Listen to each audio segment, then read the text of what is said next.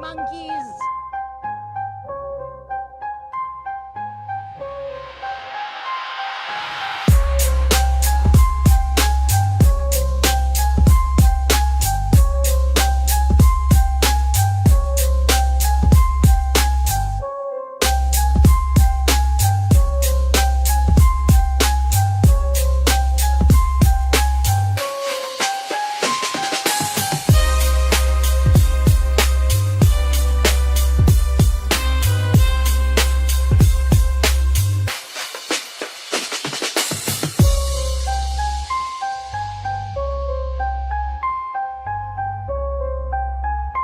It's over 9,000!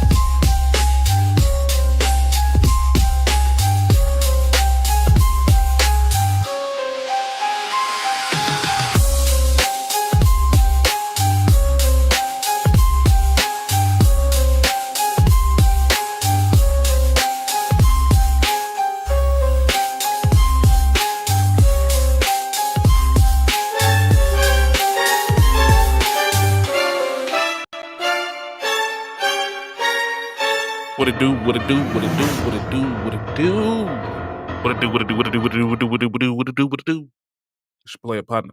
Ziggy2x. I keep trying to scoop my damn chair up, but my flip-flop is in the way.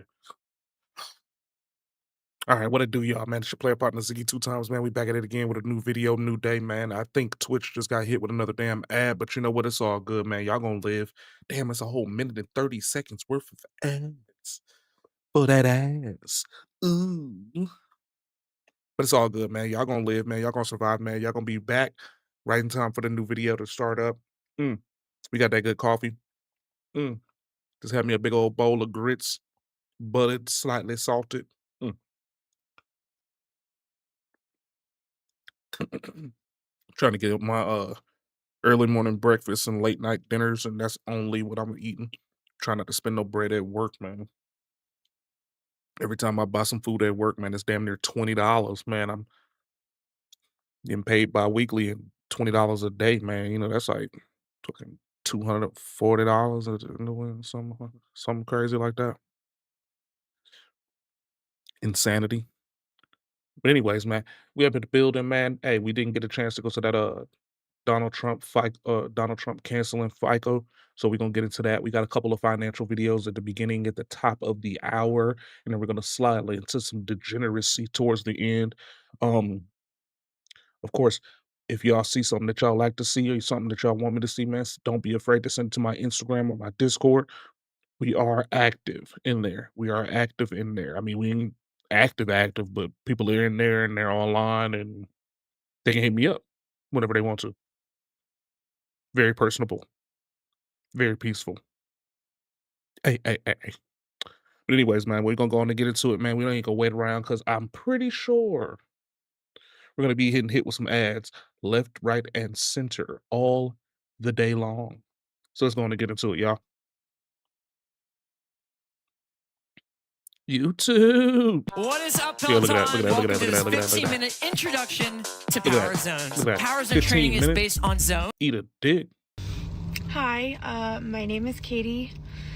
I am Katie. a teacher. Hi, Katie. I'm a Title I teacher. Title I teacher. What does that mean, sorry. Basil? Crying on the internet is a new low for me, I must say. I have $153,000 of student loan debt. Not all of that was. Damn. Did she say she had $153,000 in student loan debt? Oh my God. How do people that teach in our institutions have a minimal ability to be able to make sure that they don't have so much student loan debt, Les? I don't understand. My actual student loan debt, I have at least probably like $30,000 of that is just interest, but I took out private loans through Sallie Mae, which if I could preach to anybody, do not ever work with Sallie Mae. They are awful. But I took out money through Sallie Mae, and immediately when I graduated, Sallie Mae wanted all of their money back, obviously. And I'm not stupid. Like, I knew going into it that Sallie Mae, that I had to pay that money back, and I understood that. But no one really ever taught me, sorry. This is actually really embarrassing for me. No one ever really taught me how this stuff works. How debt works, how, student loans work. I had really bad undiagnosed anxiety and depression. And Okay, all right. This is the playbook right here.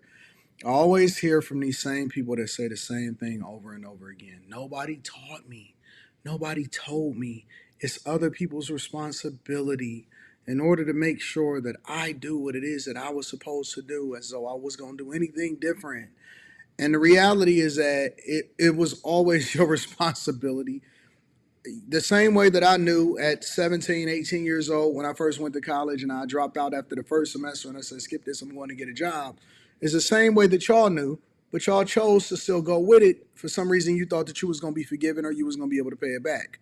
Either way, it's still your responsibility and it doesn't change anything. You know what I'm saying? And so the same way that y'all sign up for cars, the same way that y'all sign up for homes, the same way that y'all go and get credit cards, the same way that y'all go and take out home equity loans, lines of credit, the same way that y'all do every single thing else that y'all do, because you can't get from under it because you can't make enough money as a result of it and you're not getting it forgiven, which was one of the reasons why people was voting for Biden and Kamala Harris in the first place, is why people are now starting to crash out. High school, so my grades suffered in the beginning of high school. At the end, I had gotten back on track and I brought everything up, but the damage to my GPA had kind of been done my sophomore year. So my GPA was pretty low, so I didn't qualify for many scholarships going into college. So that really brought the need for financial assistance up for me. And I don't come from a wealthy family. My mom was a stay-at-home mom my whole life. I have a sister who's still in high school. My dad works 40 hours a week and makes 40K. I shared a room with my parents until I was 7. My parents didn't get a house until I was 7. We lived with my grandparents in a one bedroom. Our beds, my bed was, like here, and their bed was here, and there was like no room. And so What does that have to do with yeah, I anything? don't come from money. I got my first bedroom. And this is gonna sound crazy. I got my first bedroom when I was 13 years old. Before then, I pick and chose who stayed up the latest and slept in the room with them, preferably towards the bottom of the bed. I was a foot warmer for either my mom or my grandmother for 13 years of my life.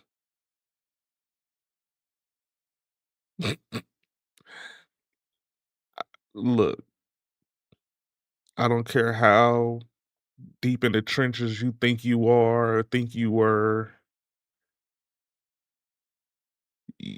There was a lower. There were a lower low than what you thought.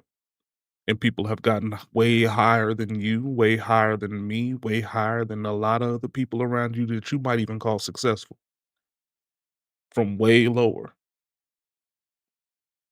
The place you start is not an excuse for where you are now or where you're going.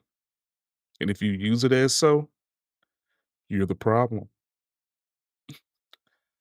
Think about it, man. My mom, no, I take that back. My grandmother, and this is one of those embarrassing things. I'm only gonna say one time because I don't have that many people up in here my shit. My grandmother kicked me out of her room because, like I said, I was 12, 11, 12 years old. I didn't get in my own room until I was 13.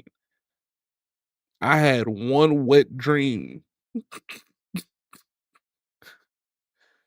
mainly because woke up and we used to have cable when I was younger. I ain't gonna flex. We used to have a bootleg cable box with the dude that had the cord running into the damn window and went into the box, and then we kind of spread it around the whole house like that. My grandmother went to sleep watching Die Hard on Cinemax, and you wake up in the motherfucking middle of the night and you see the purple and green lines with the static and shit going up and down the screen. And that was when they flicked on the porn and you had to pay to watch. And I used to see through those little staticky green and purple lines that used to tear up the screen. I seen a couple titties, went to sleep thinking about that shit, and woke up in a puddle of my own goo in my grandmother's bed as a foot warmer. Just to put that into perspective. Ever since then, she was like, "You ain't sleeping in my room like that. I don't give a damn." My grandmother was a real one. I started sleeping in my mom's room, didn't have that problem. But she was like, "Yeah, it's time for him to get his own room now." Because soon thereafter, I became the body that I am now, 6 foot tall, size 13 shoe, hovering around 200 pounds. So my grown ass was in my own room from that moment on. But everybody else had the same starting line. It's in communism, man. We starting off at different places, and we're gonna end at different places. You determine where you're going. Okay. Long story short. And my dream was to be a teacher. So many women follow their dreams, and that's why when people tell me that women are the most educated, I say they are the most in debt and they are the most enrolled 100% of the time. All of them, all of them go into college and then they do whatever it is that they do and then they go and pursue their dreams. And that is the very thing that goes and torpedoes their life. Ain't no white privilege, ain't no black privilege, ain't no privilege. The only privilege that there is um, making smart decisions, being very intentional, and being consistent enough to be able to be successful. That's really what it comes down to.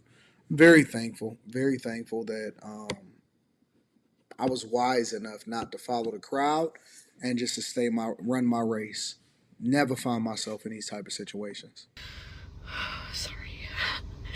I've always wanted to be a teacher. I love teaching.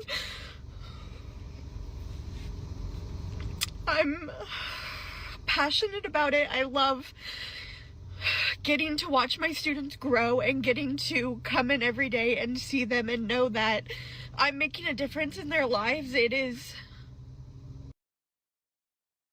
What if you can create your own website by saying, this is what I want? With Wix, you can. First up, The best thing in my life. But kind of going back to the point, Sally Mae was not getting enough money from me because my total of loans was so high. She had at least $120,000 in loans in order to be a teacher, bro. To be a teacher. When I graduated, even on their low income plan, I would have had to pay $8,000 a month, which is not possible for, I don't think, 90% of the American population. She bought a education, Jesus, for the equivalent of the cost of a house, a small house somewhere. Hmm. I seen a condo But see, go that's for what I that be saying. much. I seen a condo go for that much. Shit, my condo was that much. Never, no way you could ever get me to sign up for that. Like literally So 158. That's what my condo was worth when I bought it. I mean, currently it's like 210 or something like that. But that's how much it was when I first got it. Yeah, yeah. I talked them down to like 140, but yeah, they they they they got you. They got you, and now you have so much that you can't even buy a condo, and then you don't want to be a teacher. And then, God forbid, you're in high school and you're a teacher, and then the kids see you pull up in a car that's worse than theirs. They ain't gonna want to hear shit you got to say. I think the highest paying public school teacher that's not a professor in college is like 60K, 65. Yeah, and you're only getting paid during the school year. You're not getting paid during the summertime. So yeah, you gotta count them nickels. You gotta count them nickels and carry over the two. Very well. For 3 months, you're gonna be sitting around looking crazy. How you gonna eat that pint of ice cream a day when you don't even know when the next check don't come until damn May, August. Ooh, it's real wicked out here. for me, I was paying what I could a month. I was making monthly payments. They just weren't very high at all. And I called I've never Sally Mae. heard of any student loan place requiring you to pay $8,000 a month on $120,000. I don't know. I've never seen a Crazy. $120,000 balance in real life. Times and tried to talk to people, and you know, I was literally crying and begging on the phone, like, please, you know, if there's any way to lower the payments, like, I'm trying. Last year I was working at a Title I school. We had no money. I was barely making enough money to pay my bills, let alone to add to, you know, my already high bills, student loan debt. So for me, you know, I was paying as much as I could every month. Well, Sallie Mae didn't like that, so they sold my debt off to a company. So a company purchased all of my debt. That's normal. And Sallie Mae closed my account, and I was not aware that a company bought my debt. When I kept trying to log into Sallie Mae to make payments, I was just getting nothing, like, you have no loans. And I was like, obviously I knew something was wrong, but I was like, I don't understand what's going on. And I lost somebody very close to me to suicide. All right. Listen, ultimately what this comes down to, and it's funny because I was looking at the Howard students complaining about the fact that they couldn't take out more student loans in order to pay off get their tuition reinstated so that they can go back to school. And they just falling in the same traps as the people that's before them. And they're going to make the same mistakes, and nobody's going to come and save them either. Be very careful. Be very mindful. It's a lot of people making bad mistakes. The first mistake that you don't want to make is a self-inflicted one, because it's going to prevent you from being able to live the life that you want to live. And then it's going to prevent you even from being able to get married, because don't nobody want to deal with those student loan debts. I love you. I appreciate you. I'm going to holler at you guys later. Peace. Imagine being able to build an app with your name on it, just by thinking about it. Meet Base 44, a complete AI creation platform. Describe what you want, and watch it take shape. You can plan, customize, and expand in any direction. From tools built for one to platforms ready for many. From passion projects to enterprise-grade systems. Everything is built in and ready to launch. It's a new world of creation, where you can go as far as your imagination takes you. Can you imagine it? Let's make your dream a reality right now.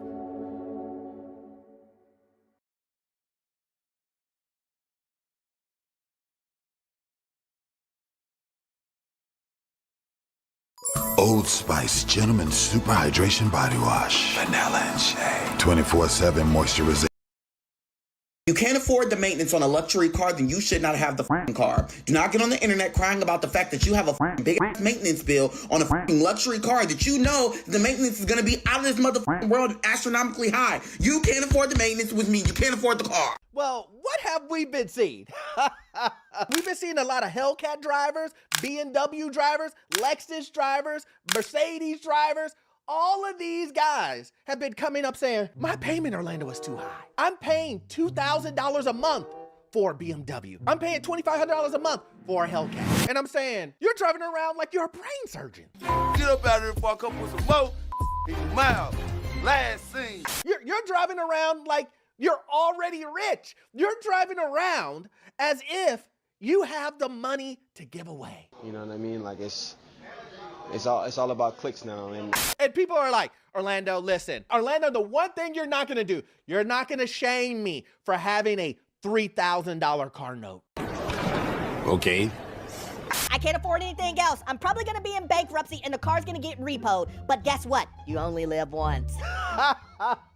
Well, you're right. You only live once. You're just going to be in bankruptcy now. Yeah. And guess what? It's going to take you 7 years before you even get back to a normal life. This is reality. This is the real thing going on. You're going to be stuck on the buy here, pay here lots. Oh, guess what? They charge you 40, 50% interest. Just so you can have an Instagram picture with a bow on top of a BMW. Bologna, fudge, and mustard. My life is being ruined by the internet. But anyway, listen, we're gonna jump into it, guys. My name is Orlando. Welcome to the channel, guys. Make sure you hit that like and subscribe button. It really does help out the channel. Also, too, I have a newsletter. We know the deal. It's free. How can you beat it? And then also, too, if you need any type of financing that deals with commercial or investment properties, I am your guy. I've been a lender for almost 20 years, and I can assist you with that. That information is in the pinned comment and the description, guys. The first clip that you saw at the beginning, which is true. Why buy a luxury vehicle if you can't even afford the maintenance on the luxury vehicle? Well, listen, the answer to that is you care more about other people than you care about yourself. That's really the answer, right? You care that people see you in an expensive car that is draining you dry. There's no money in it. That's right. It's draining you dry. You can't even afford the gas. I sent a very inspirational message to everybody this morning. From your Everybody's just now finally starting to look at this shit. Car, just to keep it registered. That's how expensive it is. You drive around in a BMW. Oh, Friendship. That's right. You have a luxury apartment also. Oh, but you make $50,000, $60,000 as a dental secretary. Awkward. So awkward. How does that work where you're spending that much money of your paycheck every month, every 2 weeks? Forget it. I know what you're saying. Orlando, I hear what you're saying. Orlando, I haven't seen anybody paying these high car notes. Well, I would say you must be living underneath a rock, because it's to the point even now where car dealerships are making fun of you. Wait, what? Car dealerships are like, yeah, these idiots, they're paying $2,000, $3,000 car notes in a down economy. Don't believe me? And what's the highest payment you've ever signed a customer at? 2,500 plus. Russ, what's the highest payment you've ever signed a customer at? 200. Kurt, what's the highest payment you've ever signed a customer at? Just over 3,500 a month. Vance, what's the highest payment you've ever signed a customer at? Over $2,000 a month. Woo. Did you see his face after that? He was like, whew. Not, or at least it's not me. They have no problem and no shame doing TikTok videos making fun of you guys. Because the truth is, you knew you couldn't afford it. See, now your car is getting repoed and you knew you couldn't afford it to begin with. Here's the funny thing. I say this all the time. It's okay. Maybe you have enough money to purchase the car. But do you have enough money to pay for those $1,000 oil changes? Or those $3,000 to $5,000 brake changes? This is not funny. Or rotating tires or whatever BMW or these luxury car companies are gonna charge you just to do normal maintenance. I can hear you. John in the back is saying, Orlando, quit being a square. You're telling us to buy these cheap cars or buying cars within our budget. You're telling us to do that, but we don't want to do that. We want to look good for the gram. We want to look good for people who don't even care about us. The internet, they ate it up. We want to look good. We want to look good. We want to look good. Who does that? And then I get it. This is the reason why people look at me and go, he's a little bit too tight. He wants me to make some sacrifices. He wants me to live within my budget. He's telling me I need to get good credit. He's telling me I need to budget. And people who spend, let me tell you this, people who spend $2,000, $2,500 on a car note, it's like saying Beetlejuice 3 times or Candyman 3 times. Is it, Orlando, don't you dare say that. Budget. Please don't say it again. That's the way it is. And they're getting their information from people on social media telling them buying a regular car is, you don't want to do that. Why would you buy a car that is within your means at a $300, $400, maybe $500 car note? Why would you do that? You don't need to do that. Matter of fact, if you can't buy a car, don't buy one at all. If you don't have a car that doesn't have a car note of $1,000, $1,500, $2,000, don't buy one at all, which is foolish information. But listen, I want to provide you the receipts. Hey man, if you don't have at least an extra $1,000 to $1,500 that you can spend a month, man, you cannot afford a car note or a car payment. Because if you want something nice up to par, like a Benz or some cool, man, you're gonna be paying at least $700 to $1,000.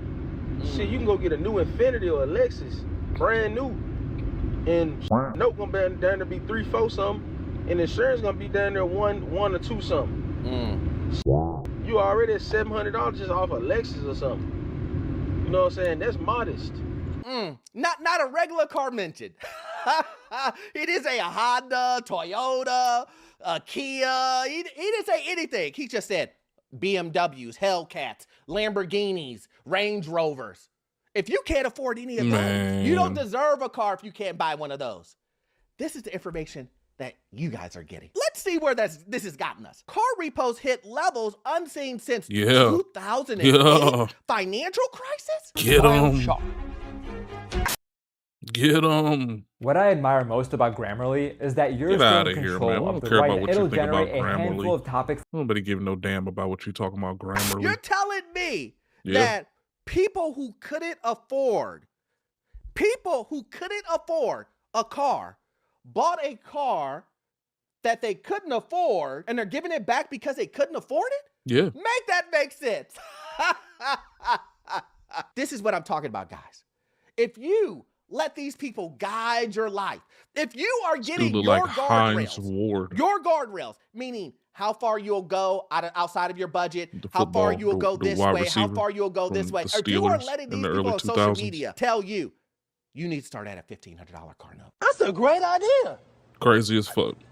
I'm with that. But I know what you guys are saying. Orlando, yes, I get it. I get it, Orlando. These are luxury cars. Of course these people are going to pay ridiculous prices for these luxury cars. What if I told you that people are paying these exorbitant high price payments on regular cars? I'm about to say, look, y'all can't tell me shit, man. I literally watched my mom put no money down, traded in a Mercedes-Benz 2015 GLK 350 for a 2025 custom-built GLB 350. 4MATIC. It's one of the only four-wheel drive GLB 350s in America. And no payment down. No down payment. And just because of the GLK's condition and her credit score, well over 800, less than $700 in monthly payments. The first numbers that they brought back before they did a hard check on her credit, they were trying to get her to walk out the door with $1,235 a monthly payment. Fuck out of here.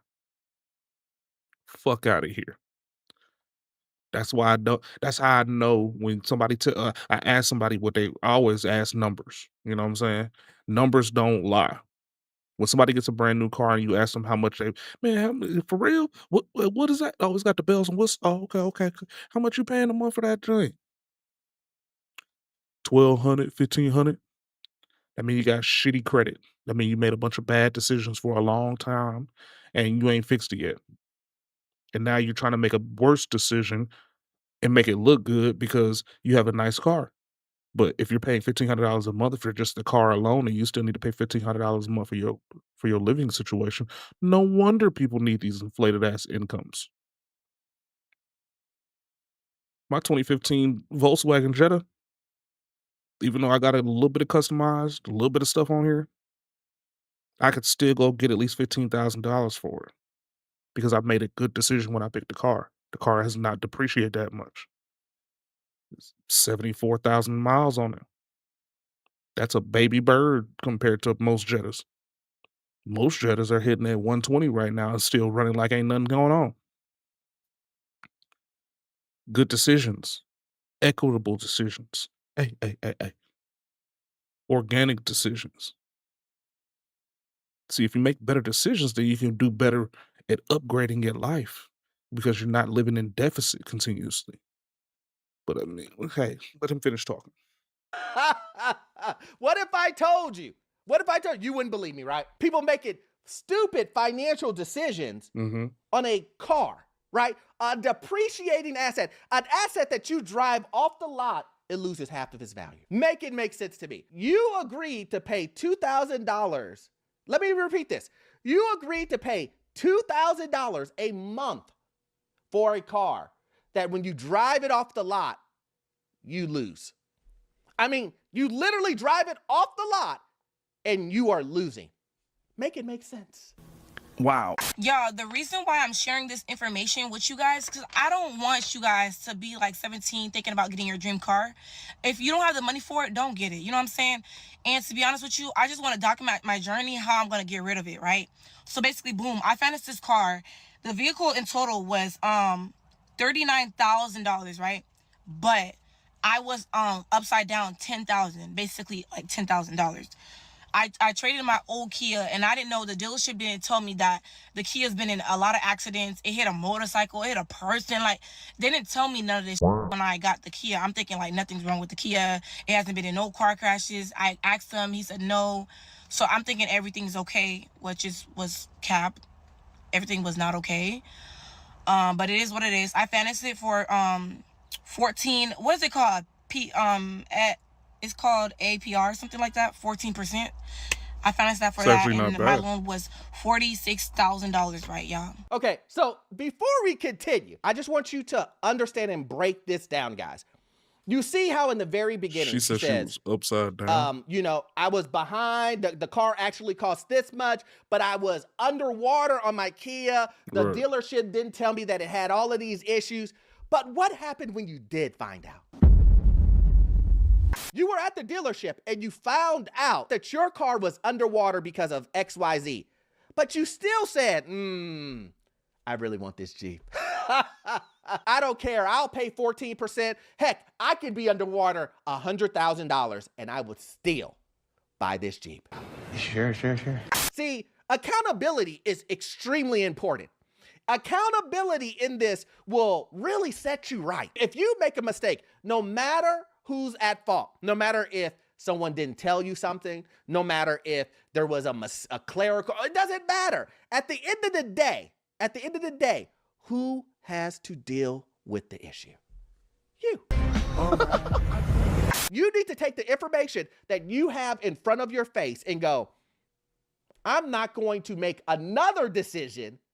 I'm not going to make another decision that's going to knock me further into this hole. Almost 2 years later, the car is still, I still have $40,000 on the car. So basically, I've been paying for what? I want to tell you guys, but I don't want to show you guys my VIN number. But like, deadass, y'all, like, this shit is crazy, y'all. It's crazy. Like, how do I show you guys without telling you guys too much? Look. It's crazy.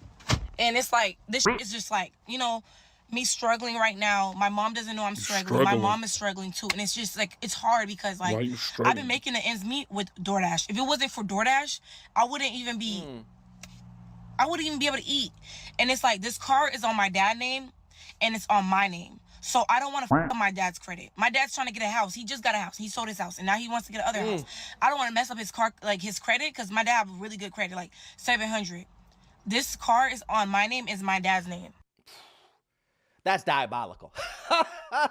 Her dad is about to be like, Dad, you're not about to buy, Dad, you won't be able to buy that house. Because the way it's going, it looks like you're about to have a repo on your hands. You need to hurry up and get that house, man. After making videos like this, saying, hey, you know, I can't make it. The cost of living is too high. I made a mistake. I bought this car over all this other stuff. Instead of trying to figure out a way to make this work or give the car back or whatever it is. Oh no, that's not enough. Who does she come to? You guys. You can pick from Anthropic's Claude Sonnet 4 or OpenAI's GPT-5. We've been constantly testing different models internally, and GPT-5 was actually the first model to show a slight win rate over Sonnet 4. It seems GPT-5 can be more thorough. It seems to handle cross-file, multi-file changes slightly better. In comparison, Sonnet 4 can be more.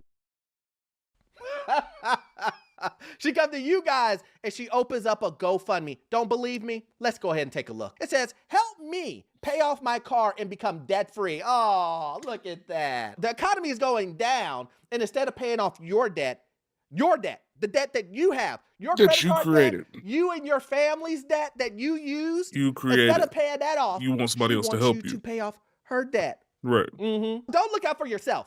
Look out for her. Oh, you're killing me. Help me pay off my car and become debt-free. Estimated payoff date, $312.25. Woo!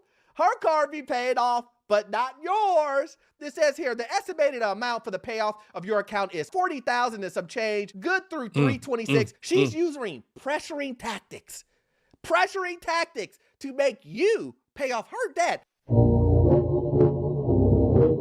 The title will not be released until the account is paid off full. Oh, look at that.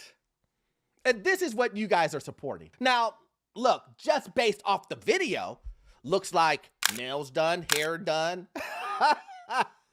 Everything's done. Everything and did. You're telling me you, you want me? Well, it definitely ain't talking to me. She's talking to some of you out there. I just had a lady come in the dealership. She wanted to trade her fairly new Range Rover Sport autobiography. And I asked her why she wanted to trade it because it was so new. And she was like, I need to lower my payments. And I asked her, how long have you had it? And she said, I've had it for about a year and a half. I said, okay.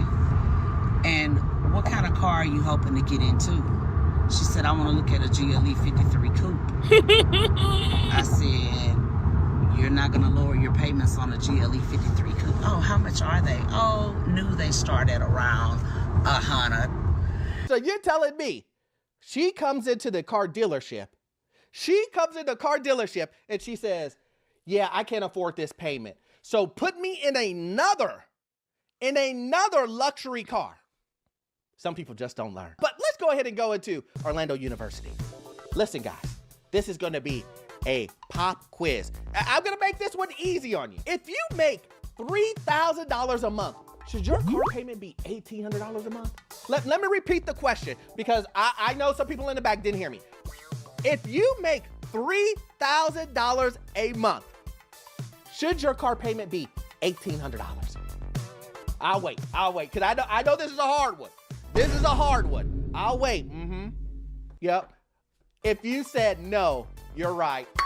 Oh, listen, I didn't hear what he said. You guys are learning. You're right. I didn't hear what he said. I know you're scratching your head as a student of mine. Scratching your head, you're thinking to yourself, why would more than 50% of my whole paycheck go to my car if I'm not living in the car like a homeless person? Is that what you thought? Because that would be the correct answer. Yeah. Now, I know some of you insane. said, well, you only live once, Orlando. You failed the class. Get out. I mean, even when I just got my my Jetta, I got my Jetta about, what's it, 4 years ago now? Because I had it for a year and a half before I moved here. I've been here for 2 years now. So yeah, about 4 years ago now. I think my car note was only $480 something. Yeah, $480 something. I bought the car with 30 something thousand miles on it from Carvana. I traded in my Hyundai Veloster with what I have left on there, about $4,300 left in payments. It was technically upside down because the value of the car was at like 32. Traded that in. I tacked on an extra 12 or 1,400 or something like that to my Jetta bill, and I was still at 480. 480. I mean, I get compliments on my car all the time, and it's not like anything crazy. It's practically bone stock on the outside. I never got a paint job. I still have my factory tires and wheels on there. No headlight switch outs like I wanted to. Nothing crazy. Literally bone stock. And I get compliments on my car all the time. You don't have to have the best of the best, man. Folks just bother me, man. Folks bother me, man. And she was like, oh, well, I'm looking for a pre-owned one. I said, okay. I said, a pre-owned Mercedes GLE coupe is in more demand than a new one. And the least expensive one, current body style, 21 or newer, is going to be around the low 60s. How much are you trying to lower your payment? I need to get my payments around 800. Well, you barking up the wrong tree, sister. You need to be looking at a C-Class. And, you know, she looked kind of devastated, like, clutching her pearls. Like, you know, this is the deal. You built your life on the most money a month you made as opposed to the least amount. Now, that straight commission real estate job, the bottom done fell out of it. But your bills didn't go down when your finances went down, right? So you're gonna have to swallow your pride. Right. Or, you know, if your image means that much to you, then suck it up and pay the $1,800 a month you're paying now. But trying to uphold the image while having sleepless nights because you can't pay your bill, that don't make no sense. I know it's diabolical, right? Who would do such a thing? Well, real estate agents. And there's a lot of other people out there real estate agents. I'm just poking fun at real estate. But real estate agents are known to do this.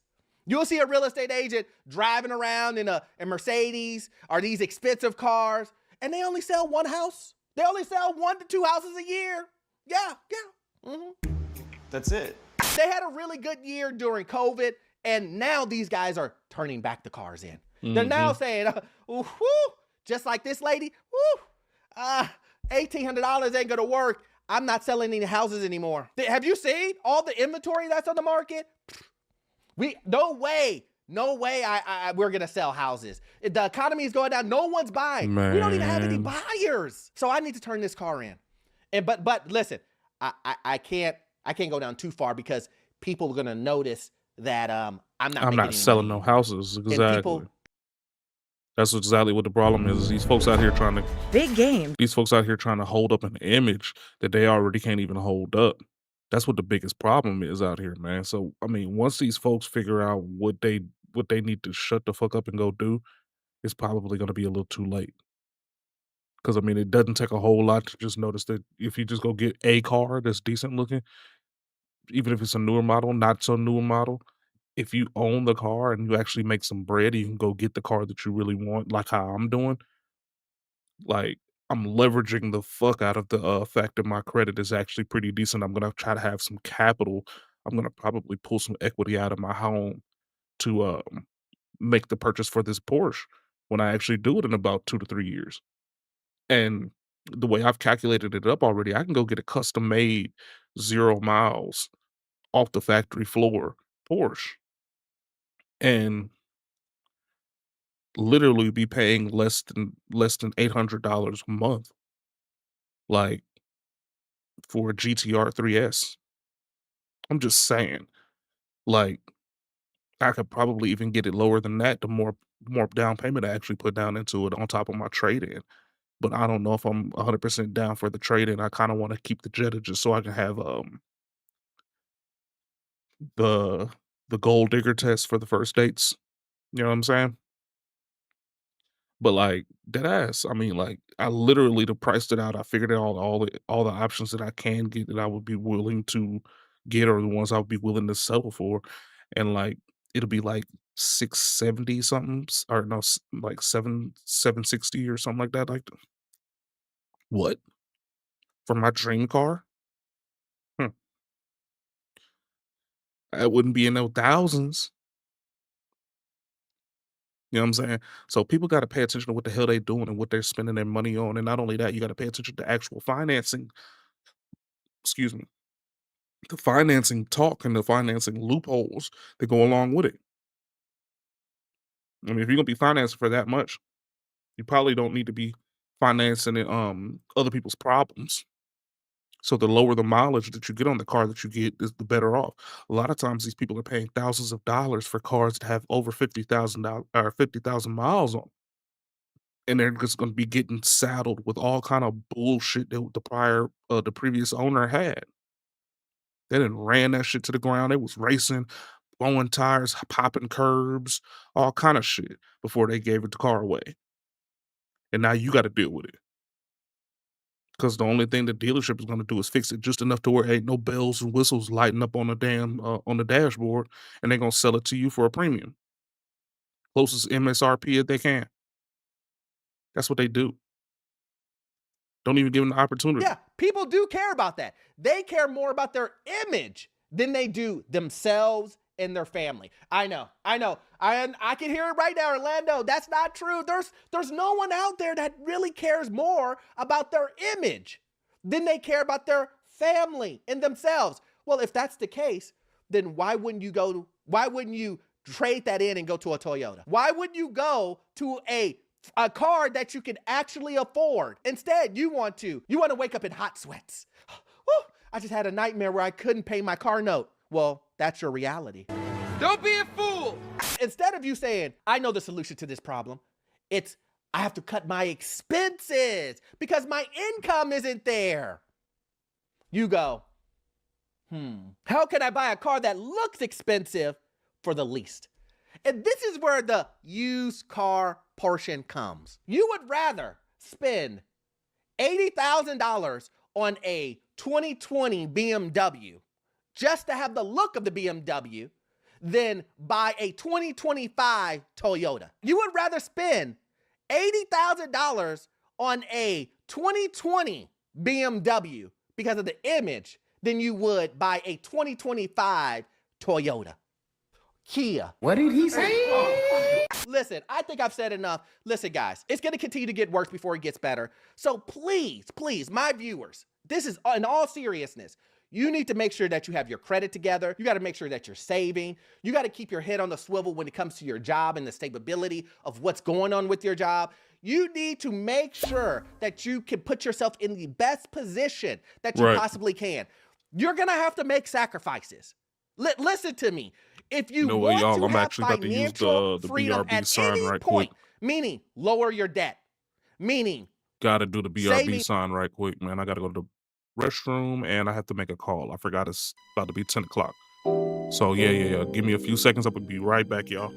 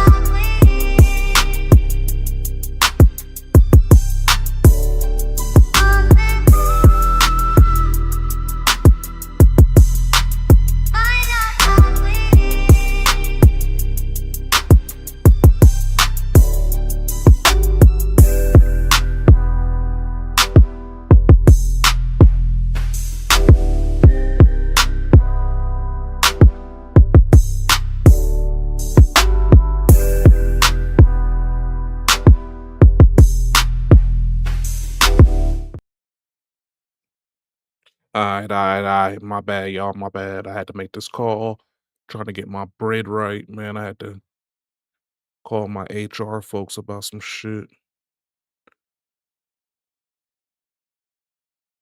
In this video, I'm bringing an update on Donald Trump All right. ending the dominance of the credit bureaus For some reason, and all of my FICO exes scores. are And texting me now right the now. Trump administration is alleging that FICO and the credit It's bureaus beautiful. are secretly attacking his administration, but they are going to stand on business going at the FICO scores and the credit bureaus. Credit Score Bureau FICO in the hot seat lately after Bill Pulte, the director of the Federal Housing Finance Agency, took aim at the company in a barrage of posts on social media, saying in one, quote, FICO and other monopoly who has ripped off Americans for decades should not be using improper efforts to threaten regulators. The company's stock is down more than 20% so far this year. Now, FICO and the credit bureaus are claiming they're the ones being targeted. And let me know your opinion. Do you think that they're unjustly being targeted by the Trump administration, or do FICO and the credit bureaus actually deserve this scrutiny that they're getting? Because in this video, I'm going to break down what is going on and why this beef between the Trump administration and FICO and the credit bureaus is long-standing since his first administration of 2018. And what are they doing? Trying to retaliate against the Trump administration. And why this is all good for me and you. If you have good FICO scores, you already see that they're still denying people actively right now for credit. And it has nothing to do with your score. And we're going to break down why all of these things are happening in this video. Now, if you're new to this channel is designed to help you no matter where you are in your credit journey. And if you like that kind of information, make sure you subscribe to this channel, give this video a thumbs up. And if you go to my website, you can download this free And if you card go to my and removal website, package. then you I'll can, leave the link and in you the description can, of the video and in the pinned while comment you section. do. Now, to bring you guys up to speed, many in the Trump administration has been going at the credit bureaus and FICO. Now, one of them is Senator Josh Hawley, and here's his statement. And he's calling for an investigation on the credit bureaus and FICO. Senator Josh Hawley wanted more accountability in the financial services industry. Now, in his second Senate term, he's again taking aim at the Fair Isaac Corporation, or FICO. These are the credit score people. Hawley told the DOJ FICO enjoys a sweetheart deal from the federal government wherein its credit scores are required for loans originated with multiple government entities. Hawley says FICO has abused its government-granted market power. Now, the senator is calling for an investigation into FICO because he's saying with the government's green light by having them majority for mortgages and them backing them, they have now created a monopoly on the credit score system. And he's calling for them to be investigated because he feels like they're blocking a lot of the American people out of the financial system. And he's not the only one with the Trump administration. Bill Pulte is another person in the Trump administration and cabinet that's also going at the credit bureaus along with FICO. Well, Scott, it was just a little under an hour ago that FHFA Director Bill Pulte posted on X that he was going to do a comprehensive review of the credit bureaus. And that, of course, sent the stocks of the bureaus like TransUnion, Equifax, Experian tanking. I reached out to Bill Pulte, who, by the way, FHFA is housing. That's the Federal Housing Finance Authority. But he told me in following President Trump's executive orders to lower housing costs and consistent with the law, we are ensuring there is a truly competitive market with credit bureaus. This includes not just the price, but also we want to ensure that the bureaus are acting as true competitors of each other, which was interesting. Then he followed up and said, oh, one more thing. I'd encourage the companies to operate above board and not engage in any improper collusion as we seek to help the American consumer. That was a little bit more of a shot across the bow. So the collusion that he's speaking of is the credit bureaus working with FICO. So think about it like this. You have vehicles and car makers. So imagine if the U.S. government only bought for Ford Motor Company all their cars. And that's the cars that they only use. And for any government funding you needed with your local police, if they were getting funds to buy vehicles for their municipalities, they must only buy Fords. Well, that's going to knock out GM, Chrysler, and other car companies to not be allowed in the game. And it's going to give more of a reputation for Ford Motor Company as a more solid vehicle because of the backing of the federal government. It's the same thing with FICO. There's other scoring models out there that can be used. So you have Vantage scores. And so now what they're saying that FICO is demanding whatever price they want, and they're charging everybody. They have a sweetheart deal, all because of the federal government backing them. And they're even charging the federal government a higher price without even trying to negotiate on their contract. And to make it worse, they're knocking out a lot of people from actually getting lending because they're setting the terms. We're seeing a lot of people right now with really good credit scores being denied for credit. The company's stock is down more than 20% so far this year. FICO CEO William Lansing joins us exclusively now. Your stock. First, he started attacking you on social media and then started making moves to allow for more competition. From your perspective, how did all this come about? Well, I think the director is known as a man who moves quickly and likes to make decisions, and not at all surprising that he's trying to get something implemented because it's been a multi-year process. So that's not at all surprising. The so-called interim solution is full of issues, though. It's a fairly radical departure from the prior nation of the GSEs. Imagine that the FHFA will eventually have industry input to try to understand the implications.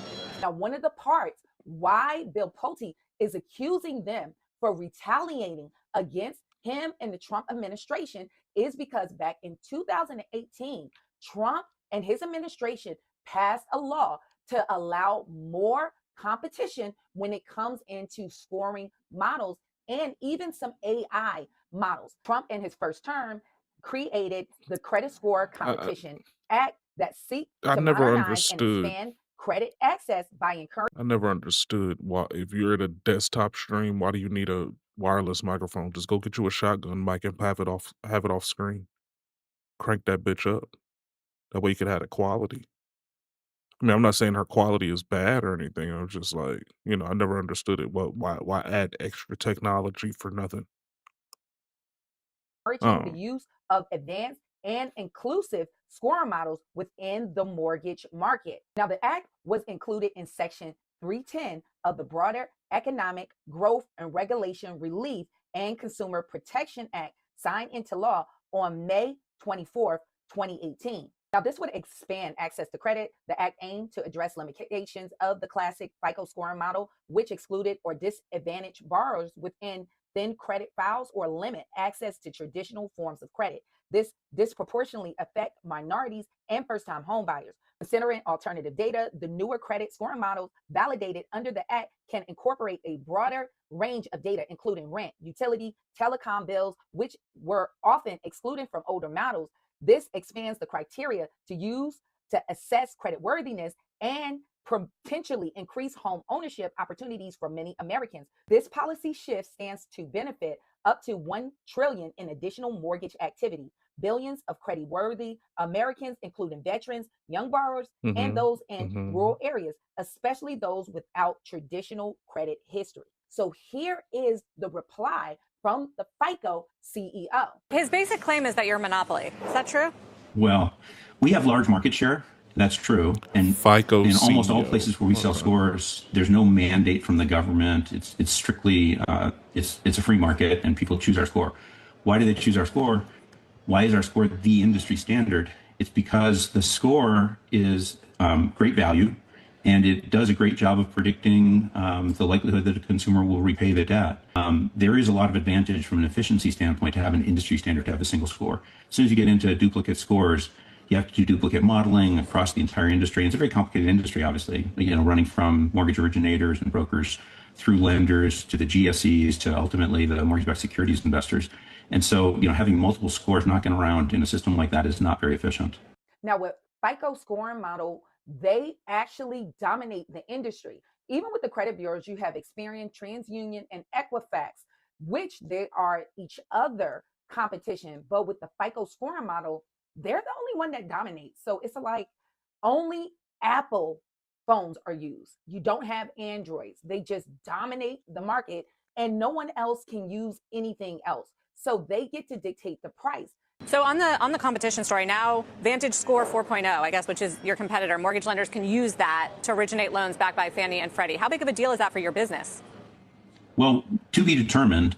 Vantage 4.0, which is what they're talking about, is not apples to apples with FICO Classic. FICO Classic used today is a 20-year-old score, and it's roughly comparable to Vantage 4.0. FICO's latest and greatest score is FICO 10T.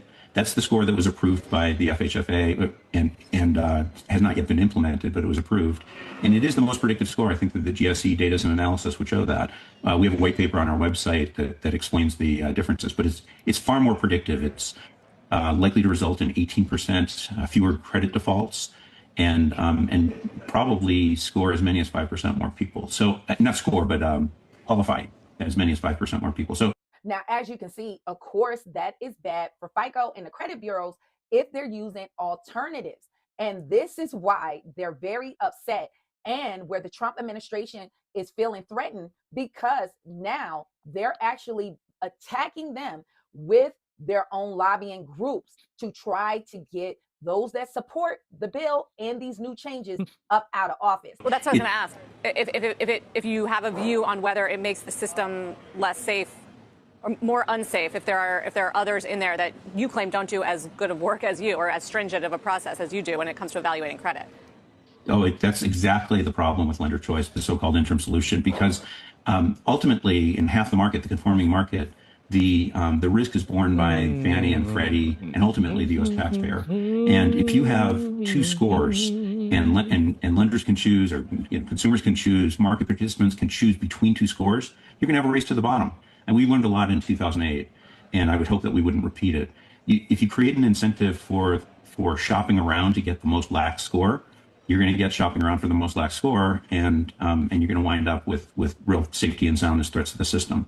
And it's even deeper than that. The policy issue is that it encourages score providers to lower their credit standards. In a race to the bottom, you have score providers competing with each other on who can be more lax and score and qualify more people.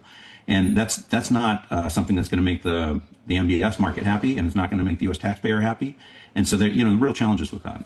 Now, recently these changes was implemented by the Trump administration for mortgages, especially when it goes for FHA loans and different government loans like VA loans and things like that. So when it came down to a lot of people currently, when it comes to FICO scores, they really go against you if you have a certain amount of debt reporting on your credit report. Now, you can be making on-time payments and you can have really good credit scores, but they're disqualifying people from homes because of debt.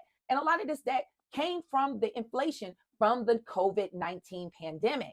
And so is it fair now that you're penalizing people, not allowing them to get a home, all because of that? And now they're crying foul with the credit bureaus and the FICO scores, because with the Trump administration, they are now using a fintech company, which is called Cactus.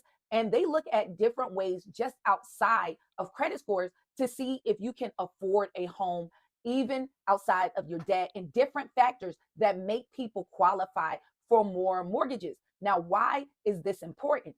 It is important because in order to kickstart this economy and to give the Trump administration a better look, especially for jobs and for the economy altogether, lending must take place. In order for you to buy, you must be able to borrow. In order for business to stay in place and vibrant, most businesses need to borrow and leverage debt and turn around and sell that to consumers. But if you have a tie-up in the system, then neither side can get access to funding. Now, the other part is why Trump is complaining about the interest rates with the Fed. In order to make mortgages more affordable, you need to bring down the interest rates. And now with these homes being over, on average across the country, $400,000, and with high interest rates almost at 7%, people cannot afford a mortgage. Now, in order to buy a home, you in cash would have to save $400,000. And if they start printing again, guess what? It's going to get higher, because it's not the cost of everything going up. It's actually your purchasing power of your dollar going down. So it's best for you to borrow instead of trying to work for this currency. at this time. Now, with my elite credit system, users like Sean was able to go from a 612 credit score with all his credit scores over 770 in a matter of 6 months. And now he's at an 803 credit score and was able to get business credit. And if you need my help with my AI software and coaching, the link is in the description of the video and in the pinned comment section. But now you do not want to work for this cash. You rather borrow because it's easier to borrow $50,000 than to work and save for it at this moment in time. And that is not good for the economy. So they want to kickstart the economy because understand the United States been enjoying the dominance of the American dollar ever since World War II, because when that took place with Hitler, with the rest of the world, most of those European countries sent their gold to the United States to protect it because the United States were on the gold standard with their dollar. So then we became the world currency. This is why now the United States hold a huge amount of gold in Fort Knox. Because of the Atlantic Ocean, the United States is pretty much safe from the rest of the world. But now with technology getting a little more advanced, not as much. So when the United States had the gold, then you start to see the FDR begin to roll back off of the gold standard, and Nixon took us off completely. And so now the United States, with all of the world currencies, is nothing but a fiat system.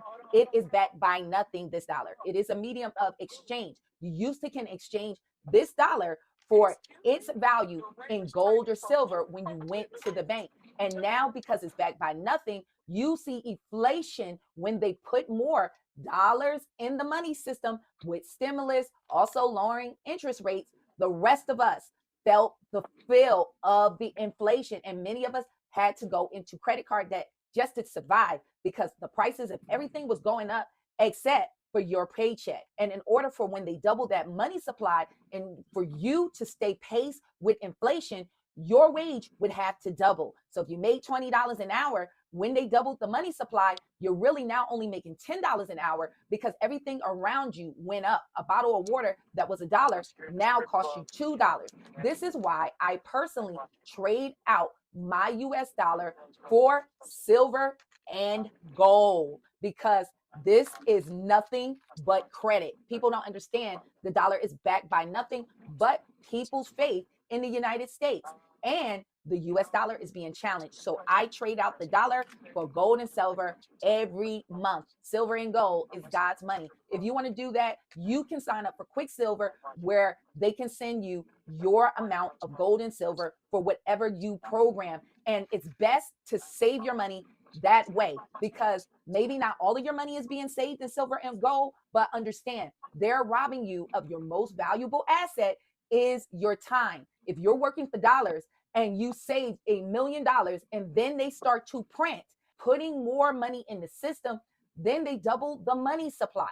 And so your purchasing power of that $1 million that you saved get cut in half to 500,000. So that's all you can buy. And they slowly erode you of your economic effort. And so this is why this is very important to the Trump administration.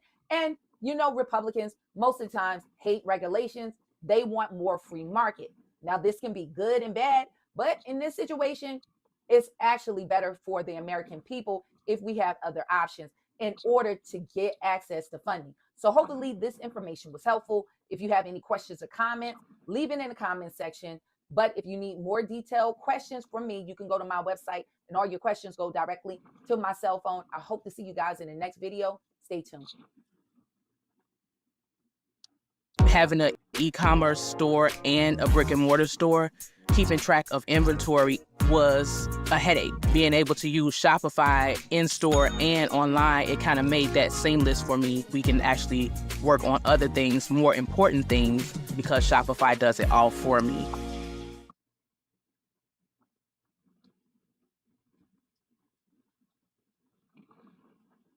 Apparently, I mean, we know the job market is kind of hard right now. Bad statistics, especially for men specifically graduating with a college degree. But for everyone getting a college degree in general, and it's just a hard job market out there, and people are just struggling. Apparently, people can't even find a minimum wage job. So I want to go through some of these. Videos and let's see what's going on. Rising. Now, thousands of tech workers are losing their jobs and the numbers keep rising. Now, according to TechCrunch, Amazon had over 100 layoffs from Alexa, Echo, Ring, and etc. Fair though, I feel like people have moved on from those products. I used to love those products, but I fell off pretty hard, right? Etc. Microsoft had over 6,500 job cuts. Now, that's 3% of their global staff. Chegg and etc. Fair though, I feel like numbers keep rising. Now, according to TechCrunch, Amazon had over 100 layoffs from Alexa, Echo, Ring, and etc. Fair though, I feel like people have moved on from those products. I used to love those products, but I fell off pretty hard, right? Etc. Microsoft had over 6,500 job cuts. Now, that's 3% of their global staff. Chegg laid off around 248 of its employees. Now, that's around 22% of their workforce. Match Group, including Hinge and Tinder, laid off around 300. Yeah, but their stock has gone to like fucking zero. Match Group. Who's using fucking Tinder and bullshit these days? 25 of their employees, and that's roughly around 13% of their workforce. And CrowdStrike laid off around 500 of their employees, and that's around 5% of their workforce. These tech players are making huge structural changes. And throughout the whole year of 2025, there has been over 50,000 tech layoffs. It's and crazy. It's only May. So you might be Need a news what is report, driving though. this? Well, do you think tech companies should be held more accountable? Drop your thoughts down below and follow for more tech updates. Guys, I'm actually in disbelief right now because what is going on, okay? I'm interviewing with Company S, and I had my first round, and I passed it, and I'm at my on-site, and the on-site is split onto 2 days, and yesterday was day 1. There were 2 interviews. First interview went well. Second interview, interviewer never shows up. I messaged the recruiter, I'm like, hey, nobody showed up for my interview, and they were like, okay, we'll reschedule. They replied today, let us know your availability. Sucks, screams unprofessional. I'd be nervous working there, but I understand you just want to get your foot in the door and get a job. Like, just schedule it. I literally, in my first email, I was like, just schedule it tomorrow with the rest of the on-site. Anyway, I told him my availability, and the tomorrow, which it was today, like just now, I have my second round. Mind you, I've been prepping so hard. I'm not hanging out with my friends. I'm not hanging out with my family. I'm just studying. Oh, it's just YouTube. Okay. And I log into the call, and nobody shows up again. I don't think they want you. I think it's time to move on, dude. I'm sorry. Unfortunately, I would just take that as a sign, and it is really sad. I'm sorry, but yeah. I am so mad. I just want this to be over. Like, I just want this to be over. I want to finish this interview. I don't want to study for the rest of my life. Yeah, I agree. And I'm just so stressed now because it's like what happened with Company P yesterday, where like they were like, well, the position is Oh no, 109 days since layoff. That's rough. That's rough. I don't know. now gone. We gave it to someone else. I'm like, if we wait too long, what if you give it to someone? Like, what is this? You know what? Moving to Seattle doesn't sound so bad anymore. Like, I can't do this anymore. Onwards we go. I just got laid off 4 weeks before I was supposed to go on maternity leave. Oh, fuck. Oh, that's hard, Yeah, that's fucked man. up. That's Oh, fucked up. that's rough. 4 weeks before you're supposed to go Oh, on I'm maternity sorry. leave. I'm sorry. That's brutal. Now, should they decide whether or not to keep a company based on whether or not they're having a baby? Maybe not, because that doesn't seem fair from the company perspective either. But that is so hard. I am so sorry. Yeah, Ziggy2x, get the message. I agree, man. Talk about it. This has been such a crazy month, guys. Like, I cannot believe I'm telling this story.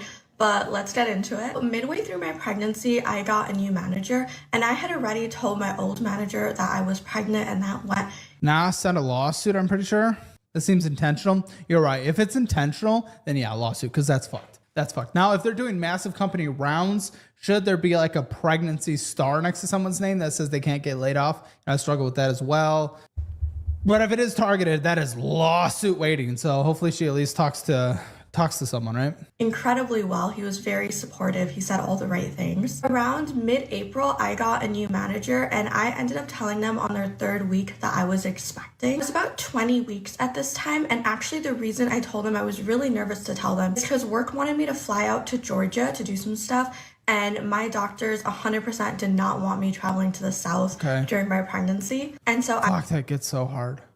That gets so difficult, because what if it's a small business and you're like the only option and they're relying on you? But I understand the medical perspective, and I wouldn't want you to fly. I just understand how, it puts everyone in a really hard position. I had to decline that trip, and I needed a reason, so I told them I was expecting that. Go find a job that keeps you floating while searching for your dream job. I agree. Exactly. That's what I'm saying. conversation went really weirdly. They didn't say congrats. They asked a couple questions that I thought were like kind of awkward. I chalked it up to maybe they were just like really surprised it was week 3. I was one of their only direct reports, or maybe they were just like panicking that I was going to be out really. Especially if it's one of their only direct reports. It sounds like who else is doing the job, you know? Sounds like it's very mission critical job. It's hard, man. Soon. It wasn't any like total red flags. It was just like slight pink flags where I'm like, oh, that was a very awkward conversation. The way you file for maternity leave where I was working is because it's a big company, you file with a third party provider and they actually take care of everything. So you don't go through your own company's HR. Third party goes through absolutely everything and files with the state of California and then files with your company once you're ready. So I reached out to the third party company to start that process and ended up fully filing for my maternity leave a couple weeks. Are we not in a recession with this bad of a job market? Well, you have to remember in 2008, everyone knew we were in a recession. It took a full year to get the official report of being in a recession. So it's hard, man. But it's really hard to say. We actually had year-over-year GDP growth, though, for Q2 of this year. So technical, even though that number's not really officially using until the end of this quarter, which is next month. But yeah, it's weird times. On a Tuesday, the third-party company reached out to me and said that I'm fully filed. I ended up getting 7 months off. All of this was fully paid, and so on that Tuesday when everything was like tidied up and signed up, I reached out to my manager and I told him, hey, I put this on our one-on-one agenda. I finally know how long I'm going to be out for. And they did not respond, which I thought was a little bit weird. And then Wednesday I followed up with like, here's my out of office plan for when I am out of office for 7 months. Friday morning at 9. I was 19 in 2008. Now I'm 36. Bullshit. Yeah, I mean, that's the up. There's no such thing as an economy, capitalist or communist. That's not up and down, right? So it's just it's the constant ebb and flow. Yep. We are in a unknown. I don't know if we're ebbing or flowing. We're in and I'm 35 now. Vibing. 9 a.m., I got a call from my manager and HR telling me that I've been laid off. They did not have a valid reason. They were like, hey. Interesting how she's more professional than the company she works for. I agree. She actually is quite professional, at least the way she's setting this up. Fortunately, your position's been eliminated and offer you 13 weeks of severance. Thank you for your time. And they were waiting for me to say 13 weeks of severance. Well, I wonder how long she was there. Because I mean, that's pretty decent, right?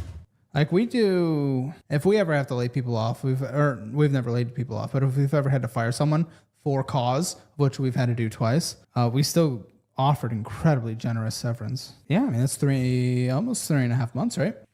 So I was like, oh, is this retaliation for me telling you that I'm taking my maternity leave and it's going to be longer than you expect? Maybe. I want to know who else has been laid off, because I had someone else in chat say they were laid off before they had birth too, but their entire department was, so it wasn't a surprise, or it wasn't like a big shock for the pregnancy thing. I want to know who else was laid off. She was only one direct report though. And that's just weird, you know. And HR ended up freaking out and ending the call early because they just didn't know what to say and they knew that they were in a... Yeah, they wanted to protect themselves in a lawsuit. Is it illegal to let someone go because they're pregnant? No, not well, because they're pregnant? Yes. Right? I mean, I'm going to get extra confirmation. As far as everything I know, yes. But 100% yes, exactly. I want to get like what the actual law is, what it comes from. It's part of Title 7 of the Civil Rights Act of 1964, amended in 1978, makes it illegal to discriminate against an employee on the basis of pregnancy, childbirth, or related to medical conditions. So you can't fire, demote, or refuse to hire for that. So yeah, there it is. But again, it's also not saying she can't be laid off just because she's pregnant, though, at the same time, right? So I want to know what else was happening at the company. You know, more context is impossible. Can she prove it was only because she's pregnant? Yeah, that's the important thing, right? That's what's going to be critical. I can't swear at a med. Probably not. This is sick. That was 2 clicks. Losing position on a call, so they wanted to switch over to email. I also ended up contacting a employment lawyer in California who gave me advice. I didn't end up working with them. We didn't go through litigation. That's interesting because California heavily favors being able to grab money from employers, from ex-employees if you sue them. So I'm surprised she actually didn't go further. Filing a lawsuit. I am super pregnant and like about to give birth, so I didn't. Yeah, but you know what super pregnant people like? Money. So So I just wanted a really, really fair settlement. And alhamdulillah, I ended up with an incredibly fair settlement. They paid Oh! Well, there we fucking go. I'm surprised her fair settlement didn't mean no talking about this, but she might be breaking that agreement. She didn't name the company, though. me out for all of my maternity leave and then some out of the pitiful 13 weeks that they offered me at first. So now I guess I'm on a paid maternity break, which is what I wanted Well done. to begin with. But yeah, I am taking a very, very well-deserved career break. I'm going to hop back into the market. Well deserved. I don't know about that, but I understand what you're saying. I mean, that's fine. Let me guess. You're just using an investing app that doesn't invest in you. It is time to change that. Right now, Webull is offering up to a 3.5% match when you open an IRA with them. That is real money going into your retirement, not just points or coupons. And that's just the start. Deposit $100 and you get 30 days of Webull Premium. Anywhere from $2,000 to $10,000 sitting around in your account, move to Webull and get $200 in cash. And if you worked your way up to $5 million, that's $30,000 in your account just for moving it over. It is not just about the perks, though. Webull provides the tools that serious investors want as well. TradingView integration, real-time data, zero commission trades. It actually works on all your devices. And now through September 30th, you can stack even more. Get a $100 cash bonus for a $2,000 deposit, plus a 2% cash back on all deposits, and a 30-day premium voucher, and a 4% APY booster on any uninvested cash. It doesn't get better than this, so stop overpaying for a platform that gives you nothing back and make the switch to Webull. Go to Webull.com/K/Caleb or hit the QR code or the link below. Let's get back to the show. Probably early next year. But for now, I'm just relaxing, just waiting for baby girl to get here, nesting as much as possible. 2 minutes ago, I was just informed. Pitiful 13 weeks, 3 months off on the company's dime. Yeah. I don't know. That my role at Microsoft as an event manager has been eliminated. So here's what I'm doing right now instead. Event manager at Microsoft. What Microsoft events are we going to? Instead of panicking. This is not something that's easy to share or admit. I am at my favorite beach spot. I'm going to allow myself a good cry because let's face it. Yeah, that's fine. Yeah. It's hard to go through this process. Even a job? It's hard to I don't know. Navigate. You to the men in this chat super toxic. I haven't even seen anything bad, I'll be honest. The only thing potentially slightly controversial I saw was, I mean, just people agreeing on how many weeks off for getting laid off is bad or good, and I can see we can agree and disagree on that kind of stuff. And I don't know if that's toxic though. This job market right now, so definitely anxious and... Is she pissing? Is she pissing? I don't even want her to piss on me. Is she pissing? Worried about what the future of my career will look like. Was not a strong stream, I'll be honest. And also there is, part of me that is also feeling a little bit vulnerable and yeah, you just got laid off. Embarrassed even. So I'm speaking that out. I wouldn't feel embarrassed, but it is hard to get laid off. I'm really sorry. I've been through a layoff. I get it. Out to really just say that, like, if you're... She's at the beach, I know, but that was very much like a sound. That wasn't a whoosh sound. Also going through some of these feelings right now. It is normal. I've gone through 3 layoffs now. This makes my 3rd layoff since being in the tech space. Oh, that fucking sucks. You also need to put yourself in a more critical position. That is being very clear. Listen, in this event, I'm sure the event space, it kind of follows economic trends. And if we're in a slower period, there's probably less events, less people going to events. You the best way to you have to be defensive in a job. Unfortunately, I'm saying this as an employer and I hate when people do it, but it's something you got to do as an employee. You got to be defensive. You got to set yourself in an irreplaceable position. And everyone's relatively replaceable, but you got to make it hard for them to do it. You got to make it hard when they lay off. So if you've gotten laid off that many times, I'm kind of like, that's hard. So you just have to be extra defensive.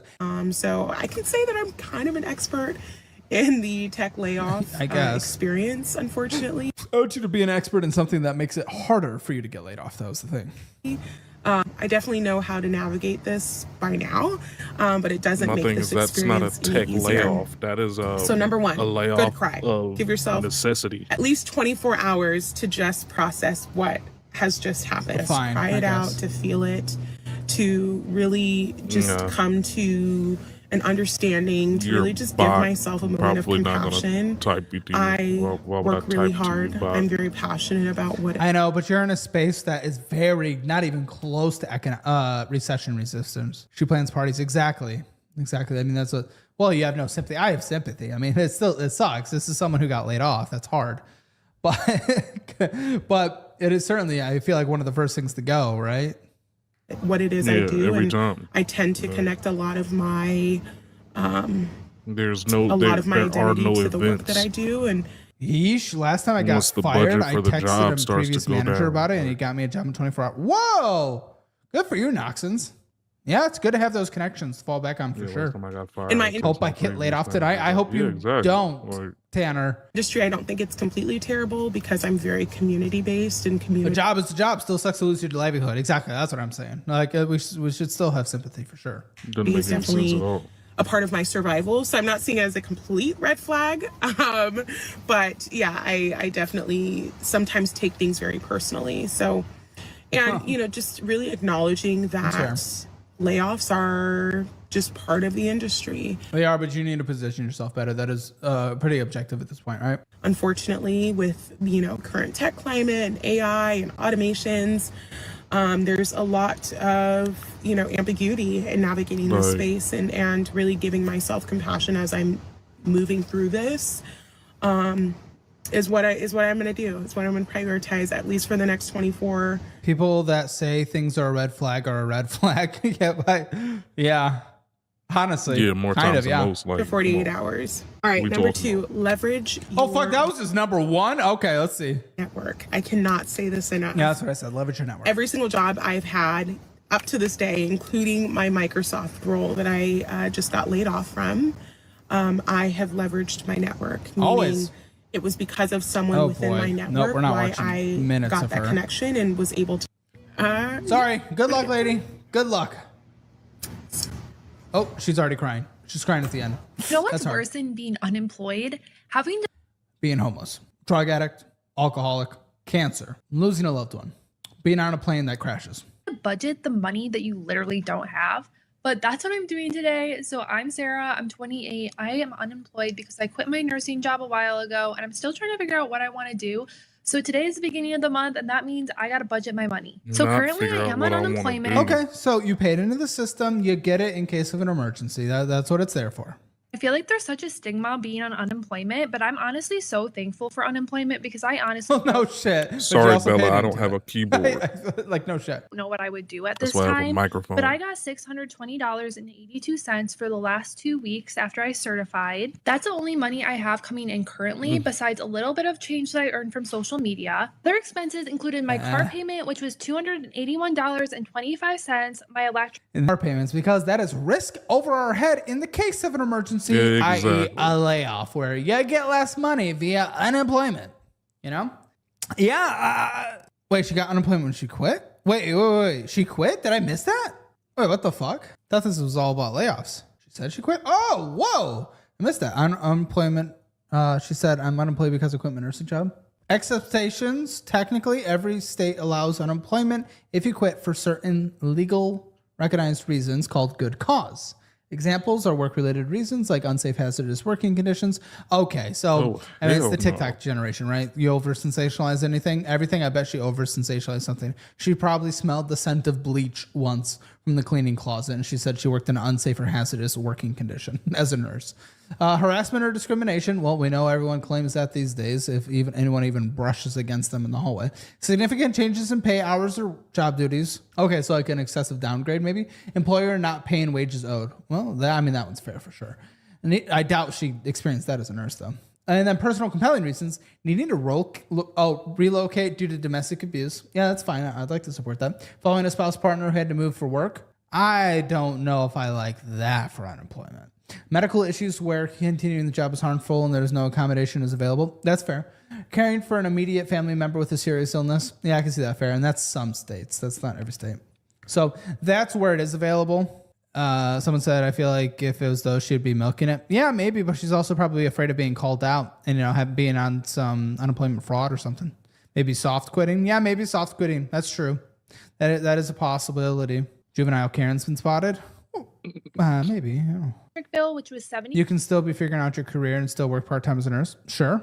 Yeah. $7.06. My phone bill, which was $23.31.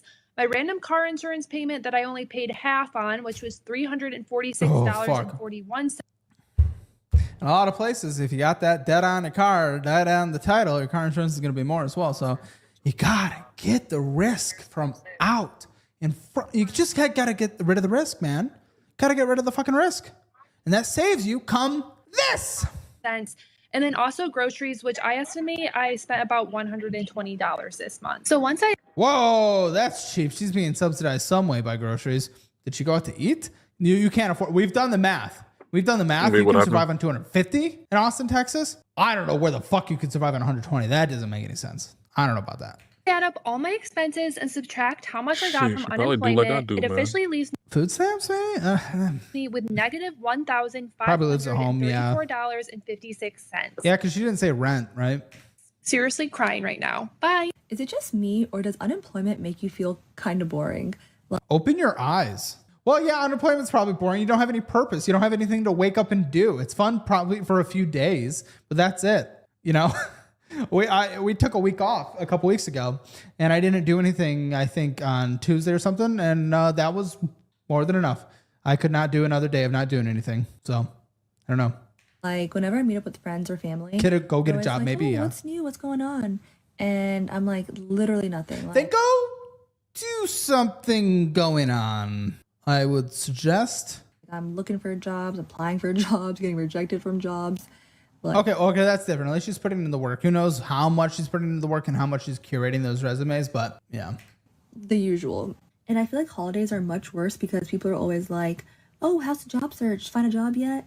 It's like always the same topic of conversation, and it just kind of becomes like your whole identity. And like, don't get me wrong, I have a ton of hobbies, but I always feel kind of guilty talking about them because I'm like, well, yeah, you shouldn't be doing hobbies, honestly, in this situation. I mean, sure, a little bit, but you should be hardcore going out and trying to find something. Like this is ridiculous. Like, how many hobbies should we have? How much time should be spent on hobbies when we're collecting unemployment and we're trying to get a job? Should I be spending every waking moment applying to jobs? Like, am I even allowed to enjoy this? No, I mean, enjoy your first couple days. Get back to work. And your work right now is applying for jobs. I don't know. This is how many people have applied for the same jobs I've applied for.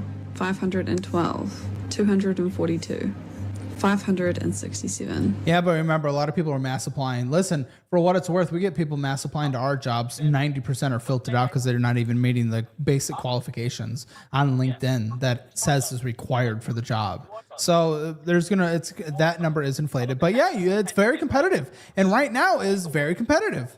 Hobbies are a luxury. Yeah, I agree relatively. Can't pay the bills. Yeah, for sure.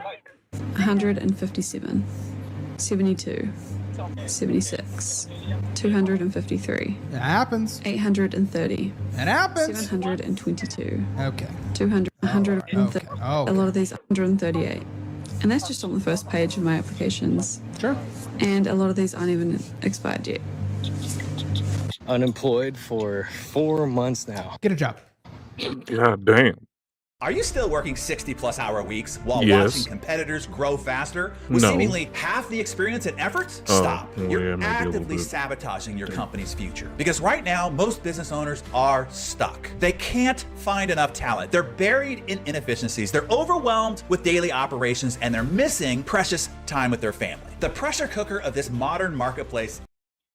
And it's been rough. It's been rough financially, emotionally for sure. Oh my God. They are called entry-level jobs, girl. Yeah, it's true. But for what it's worth, the job market is harder right now. That is objectively true.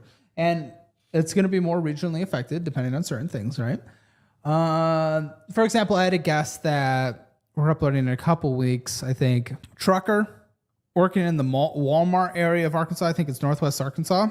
And since there's a lot less things being imported due to tariffs right now, there's not as many hours for them to drive. So that's a regional hit, right? Because everything there is shipping, Walmart and whatnot. So it's just going to depend on the sector. There's going to probably be more jobs in sectors that are going to be more stateside now because it doesn't make as much sense to produce it overseas. So, that one was Monday? Yeah, there we go. Uploaded, yeah. See, I'm losing track. Sometimes we rush some, sometimes we push some. But yeah. Gosh, the amount of mental battles I've had with myself, trying to stay positive, beating myself up, all of the above. Now just go home and beat yourself and then apply for some jobs with that clarity that you get afterwards. Far in advance do you film? Depends on the episode. We like to put couples Monday. I usually do it couples Monday, guy Wednesday, woman Friday. That kind of tends to be our standard. But you know, it mixes. Some people filmed months ago. Some people filmed a week ago. Depends on those slots. It's crazy. I've never experienced something like this before, but gotta keep going. There's nothing you can do besides keep going, because if you stop, then nothing's gonna happen. I have a job interview today. I've gone on a couple. This is my first one with this company, but I reached out to them, talked to them a little bit, and then they invited me in for an interview. So hopefully I come back that today job. Good with luck, guy. positive news, or sometime Did this you hear week about the with gold mine? No, not yet. We'll get there. We don't usually get updates until about 3 months. So good luck to that guy. Get that job. Get that grind. Hey, Caleb Hammer stream fans, make sure you get your financial score for free. Take the assessment at calebhammer.com or dollarwise.com. It's free. See where you stand in the world of finances. Okay, so we're going to play, and we haven't played this game in a while. Last Paul time we Pierce. played this game, I had a clip that's still Azar. going viral to this day, so I'm going to tread lightly. Never have I ever. Oh, jeez. Here we go. Huh? No, go ahead. What's the little under the breath? Why are you so Yeah. feisty? I'm feisty because what are you listen, saying under your Azar, breath? You want to have a man one day? You can't just react and be on some. Like, be cool. Be cool. Men don't like that. Be cool. Don't tell me what men like, because I don't. It don't matter. Yeah, like, come on now. Don't be doing all that. Like, nigga, what? What? Who you think you talking to? Oh, shit. That's right. Oh, my God. Tripping. Better calm down. I'm crying. You're stupid as hell for Got me that. twisted out here. Ask your question. First of all, you are different. I'm dealing with someone who comes for me on a daily basis. So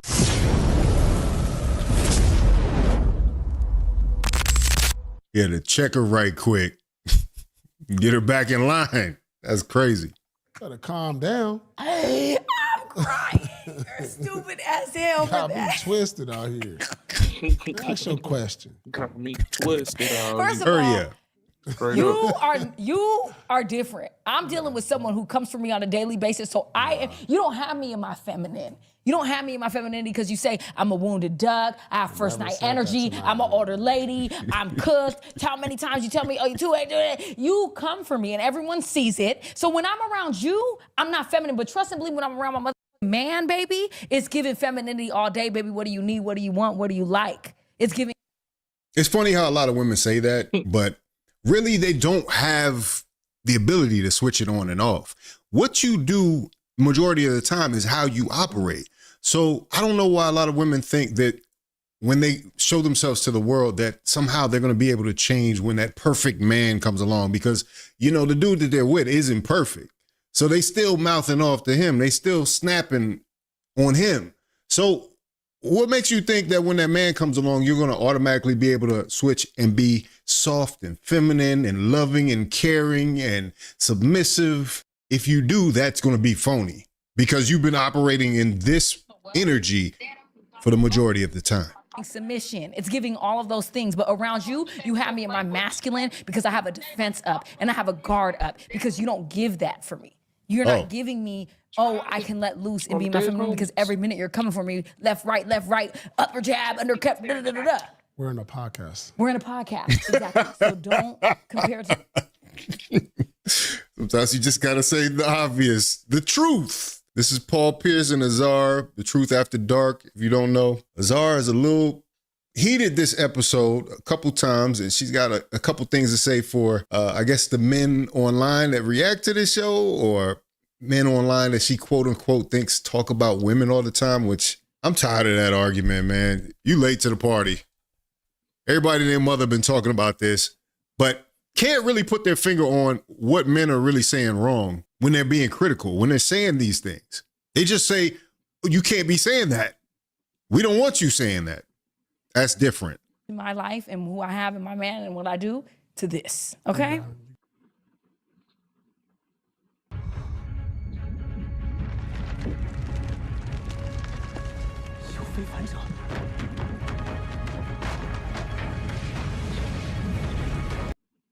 Thank you. Got some more coffee, y'all. Never have I ever disrespected someone so bad on a Come on, go ahead. on a podcast like this. You see how you talk like that to me, and I'm cool under pressure. Mm-hmm. You see that?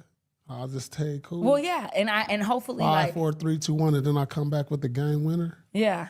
I hope that I can learn from you and you can lead me as a man, you know, and allow me to be in my femininity more when I'm want me to around lead you. Yeah.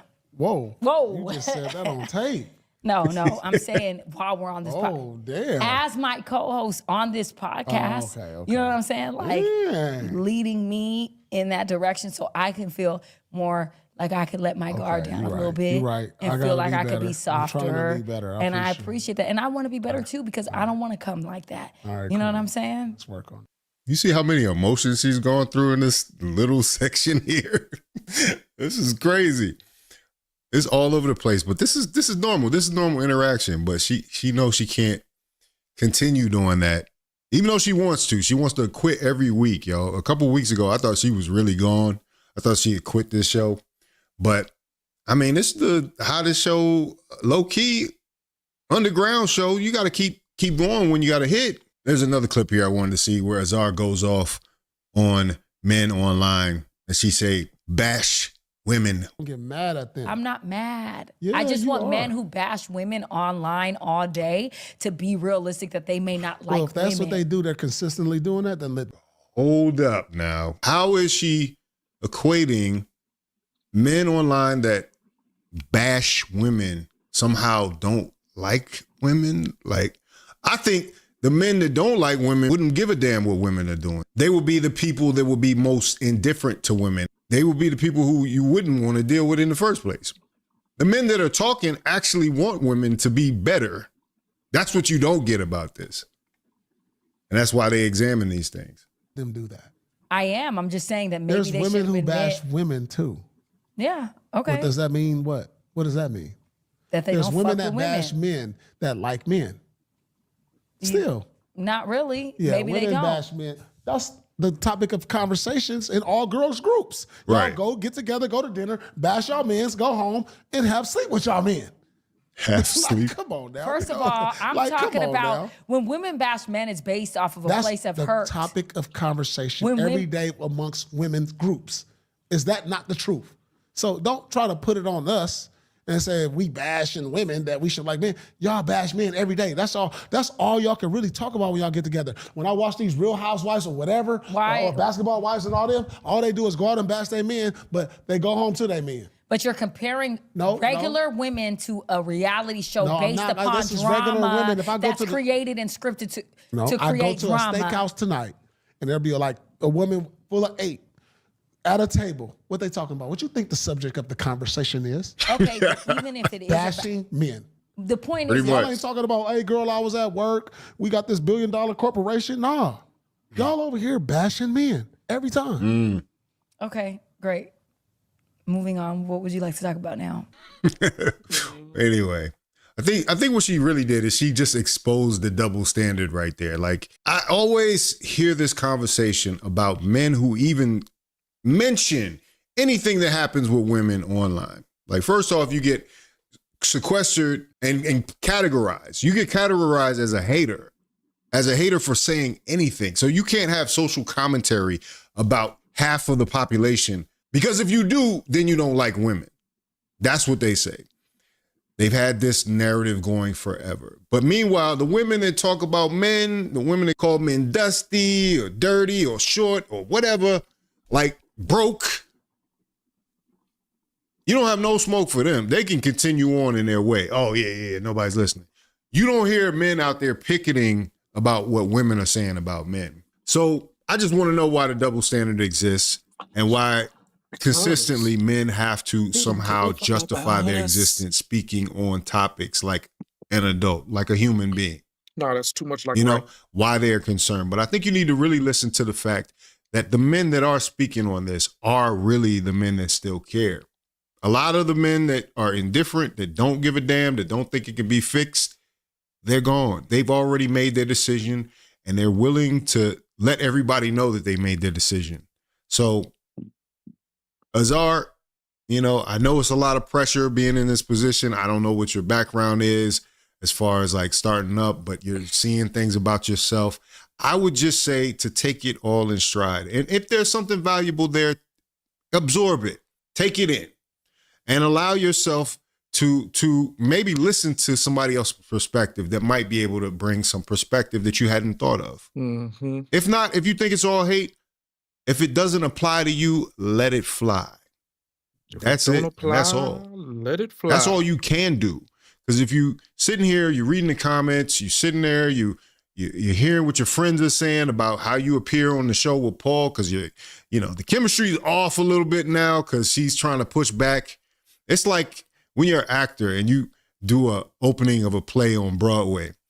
If you read those, you could tell the weekend after the reviews come out. You could tell the week after the reviews come out because the person that got the bad review is now trying to fix that, and they're trying to overcompensate and do something different when you're supposed to keep on the same track and remain consistent regardless of what's going on. Sure, you want to improve, you can make adjustments, but when you try to do a whole different show, you're just going to end up falling on your face.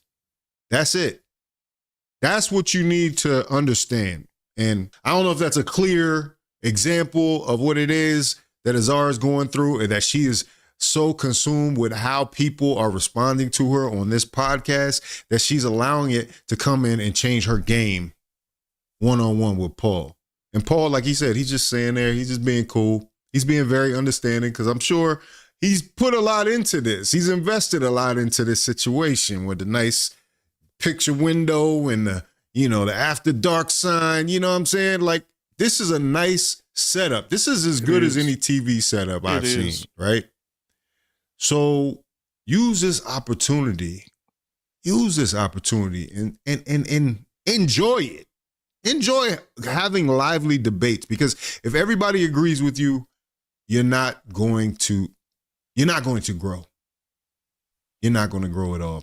Anyway, if you like this video, like, comment, subscribe, hit the bell notification for all uploads. This is Fawcett Media.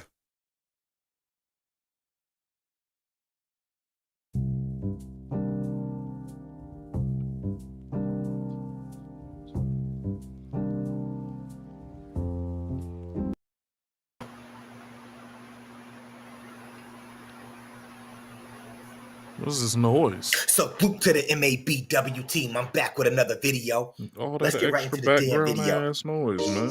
I like that shit. So this is a waist trainer. This is my best friend. Waist trainer. I wear this every day. My name is Crystal, but everybody calls me Chrissy British. I've had 3 botched BBLs, and I'm going back for another one. 3 botched BBLs. You had 3 botched BBLs, and you're going back for a 4th. If it hasn't worked the first time, the second, or the 3rd time, I don't think it's going to get any better. You hear me? And the thing is, see, the older you get, the more gravity takes effect. You're not going to get the perfect ass, respectfully. But, of course, you bops will never understand that. It's over with. Ever. I decided to start getting plastic surgery after seeing Nicki Minaj. She had the nicest bum. It was so round and just perfect.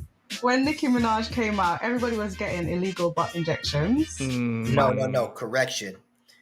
People have been getting illegal butt injections and BBLs before Nicki Minaj ever stepped foot into the limelight. As a matter of fact, just look at Lil' Kim. That was back in my era. That's the first person I knew that started getting like all these goofy ass surgeries done, BBLs and all this shit. Agreed. I remember seeing Lil' Kim and be like, what the True fuck? story. And then next thing you know, you see Michael Jackson and it's like, what the fuck? I paid for my surgery by doing hair, putting in a lot of work. So I started to save up, and within about 5 years, I got my first BBL. This is my first surgery. Didn't look bad, but I needed more bum. I've had 3. I just saving 5 years, saving up 5 years worth of money to get a BBL. To the people out there, let me ask you a quick question. Question before we go any further into this BBL. Into this video. Are there better things that you could do with your money if you decided to stack up for 5 years? Like possibly invest in something that you want that could generate money, possibly a home, put into your 401k or your pension if you choose to do so. Is there better things you could do with money that you saved up for 5 years instead of getting something like this? I think there's something mentally wrong with some of these pops that come online talking about this shit, like real shit. So this was BBL number 1. 3 BBLs, tummy tuck, breast implants and uplift, 2 butt fillers, lip fillers, and I've had my teeth done. After I had my son, my body changed a lot, so I just wanted to... And she got a son. Damn. So she had a kid after she had the BBL. Ladies, let me ask you something. Is it not a badge of honor to have had a child and earn your war wounds? Like, I get it. Some of you may not be satisfied with your body after your baby, but what route should you take if you're not satisfied with your body? Should you go get surgery done, a mommy makeover, they call it? They just made some shit up now, mommy makeovers. Or should you hit the gym? Or what you gonna say? I ain't got time to put in the work to go to the gym because I gotta be there for the baby. You pops do everything in vain that come online. Everything is in vain. All this shit is just for media likes and attention. That's it. She's ready to go get a 4th BBL after having 3 already that were botched. Putting her life on the line when she has a son. On the line. Wanted to fix everything. In total, I've spent about 15k on surgeries. The money is worth every bit of it because you look good in your clothes. No, you don't. You respectfully, you look like you about to go to a drag competition. It be looking like you chicks are ready to go compete with drag queens. Dang. You know it's bad when y'all start looking like y'all trying to mimic drag queens. This is not a good look. This is not women out there. If nobody else gonna tell you the truth, let me tell you the truth. This shit right here is not a good look for you at all. Look manly as shit, don't it? I know the truth hurts sometimes, but this shit ain't a good look. People see you more. They're looking, they're intrigued, and you just feel like that girl. After getting my first BBL, I was creating waves on social media. A company actually paid for my second BBL in return for promo. Because the first one wasn't popping. A company paid for her second BBL just to do promo for their company. Yeah, here you go. Sign right here. Put your life on the line to go get that second BBL so you could promote our Instagram. Somebody out there talk to me. Somebody talk to me. Nigga, ain't nothing to talk about, bro. We're going to pay for you to get a second BBL because we don't think the first BBL looks right. It looks good enough. So if you want to do some promotion for us for free, we'll pay for the BBL. But other than that, you ain't getting shit else from us. No residuals, no percentages. We'll pay for that BBL and you just do promo for our page. We're going to use your likeness by offering you a free BBL. To the women out there, if a company walked up to you right now and said, yo, we like the way you look and we're going to offer you a free BBL if you just promote our page, are you going to go do it? Okay, let's continue with the damn video. When they told me they're doing it for free, I was like, let's go right now. So when I had the second BBL, as soon as I woke up and they take you for a walk, I realized it wasn't what it's supposed to be. My bum was lopsided. What is up, Peloton? Welcome to this 15-minute introduction to Power Zones. Power Zone training is based on zones. The harder you work, the higher that number goes. You're going to see aerobic endurance improvements in your body. I look forward to our next Power Zone ride together.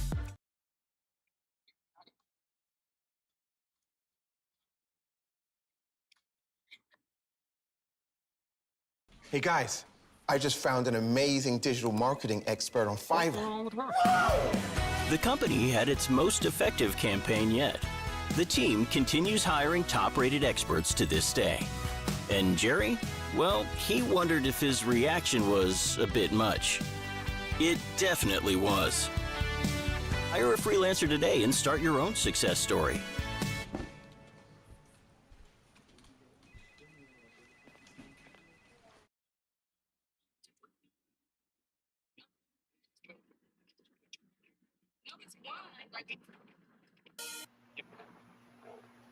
She had a lopsided ass. So much for promo.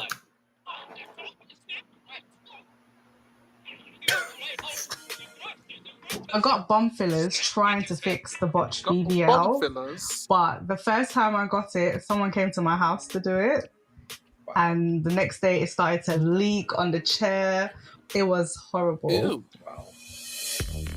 So on the third BBL, I decided to go without telling anyone because I didn't want anyone to discourage me. I went to Turkey on my own, got out of surgery, they take me to walk again, and I'm walking past the mirror and I'm looking and I'm thinking, it looks lopsided again. Like, what have you done? That's actually the first time I ever felt scared after surgery. The nurse will literally check on you a few times. After that, it's just you and the four walls. They were trying to take my blood and there was no blood. So they were like, you're gonna have to have blood transfusions. That's when it really dawned on me that I could die from this. I started thinking, whose blood is this? Is it safe? Everything was just so overwhelming. I couldn't stop crying. So I took my phone and I started speaking into the camera.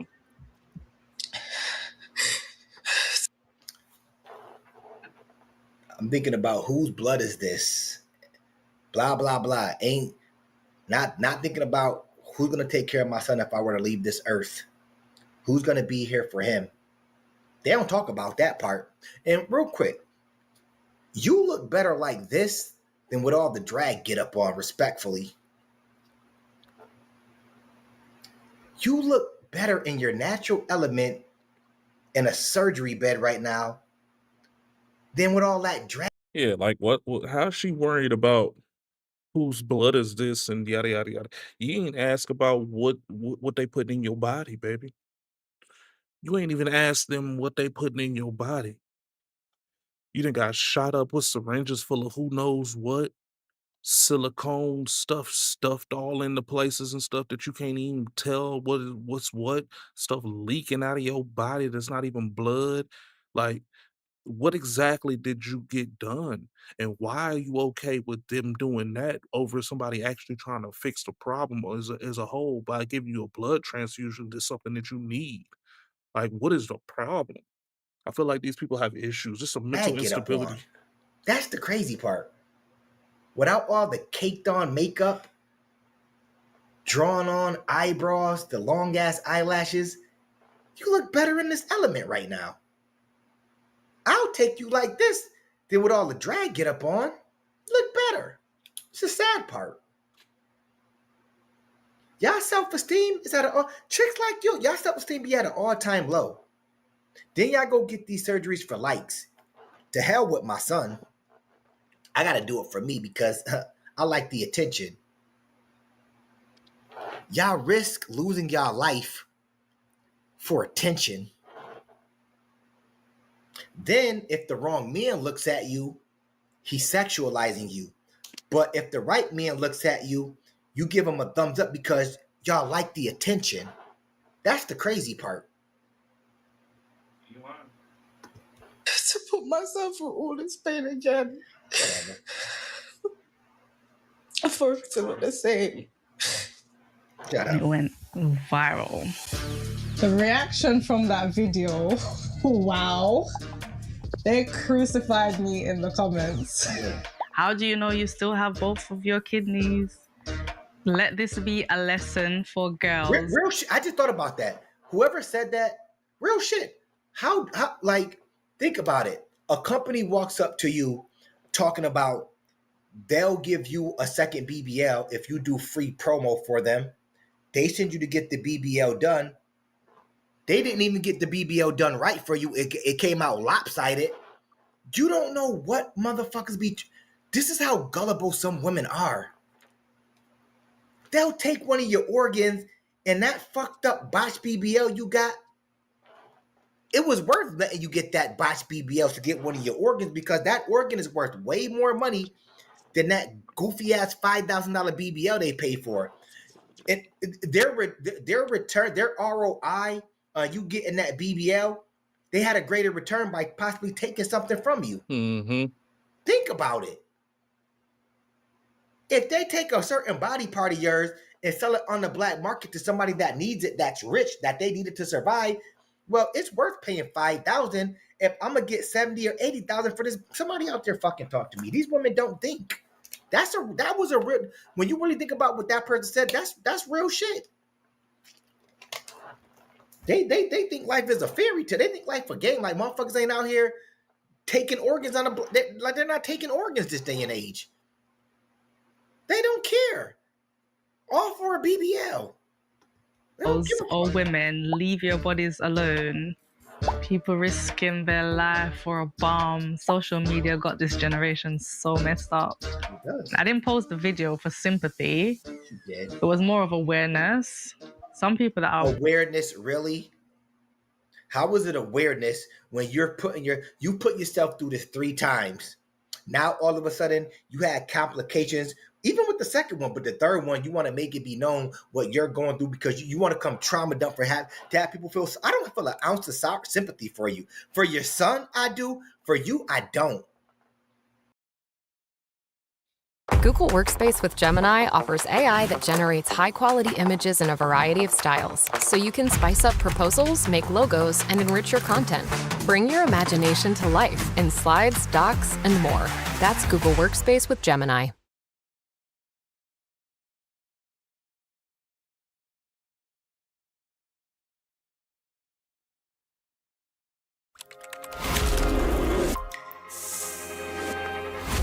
There's 8 billion people in the world, and 8 billion ways to see it, to shape it. For you, I don't. And the crazy thing is you want to go back and get it done a 4th time. So that lets me know right there you don't give a damn about your child. Guess the little boy don't matter. As long as she's getting followed on social media, that's all that matters.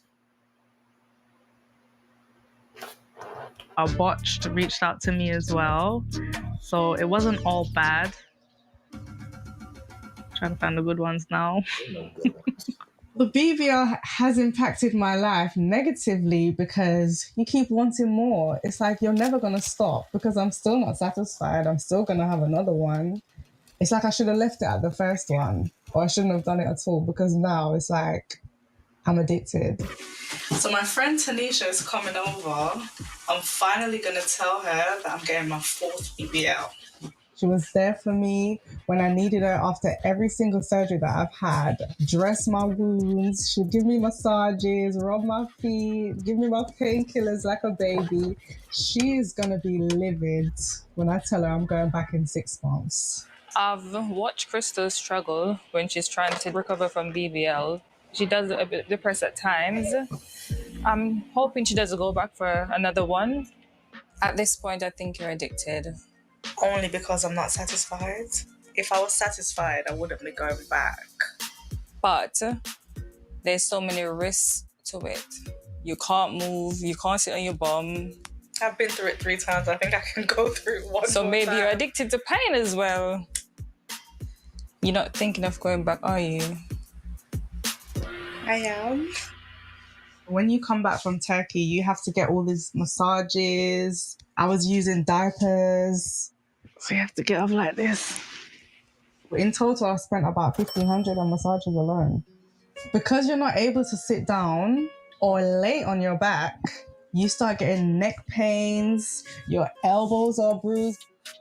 There's so many people that keep going back for more sessions. Some of them don't make it home.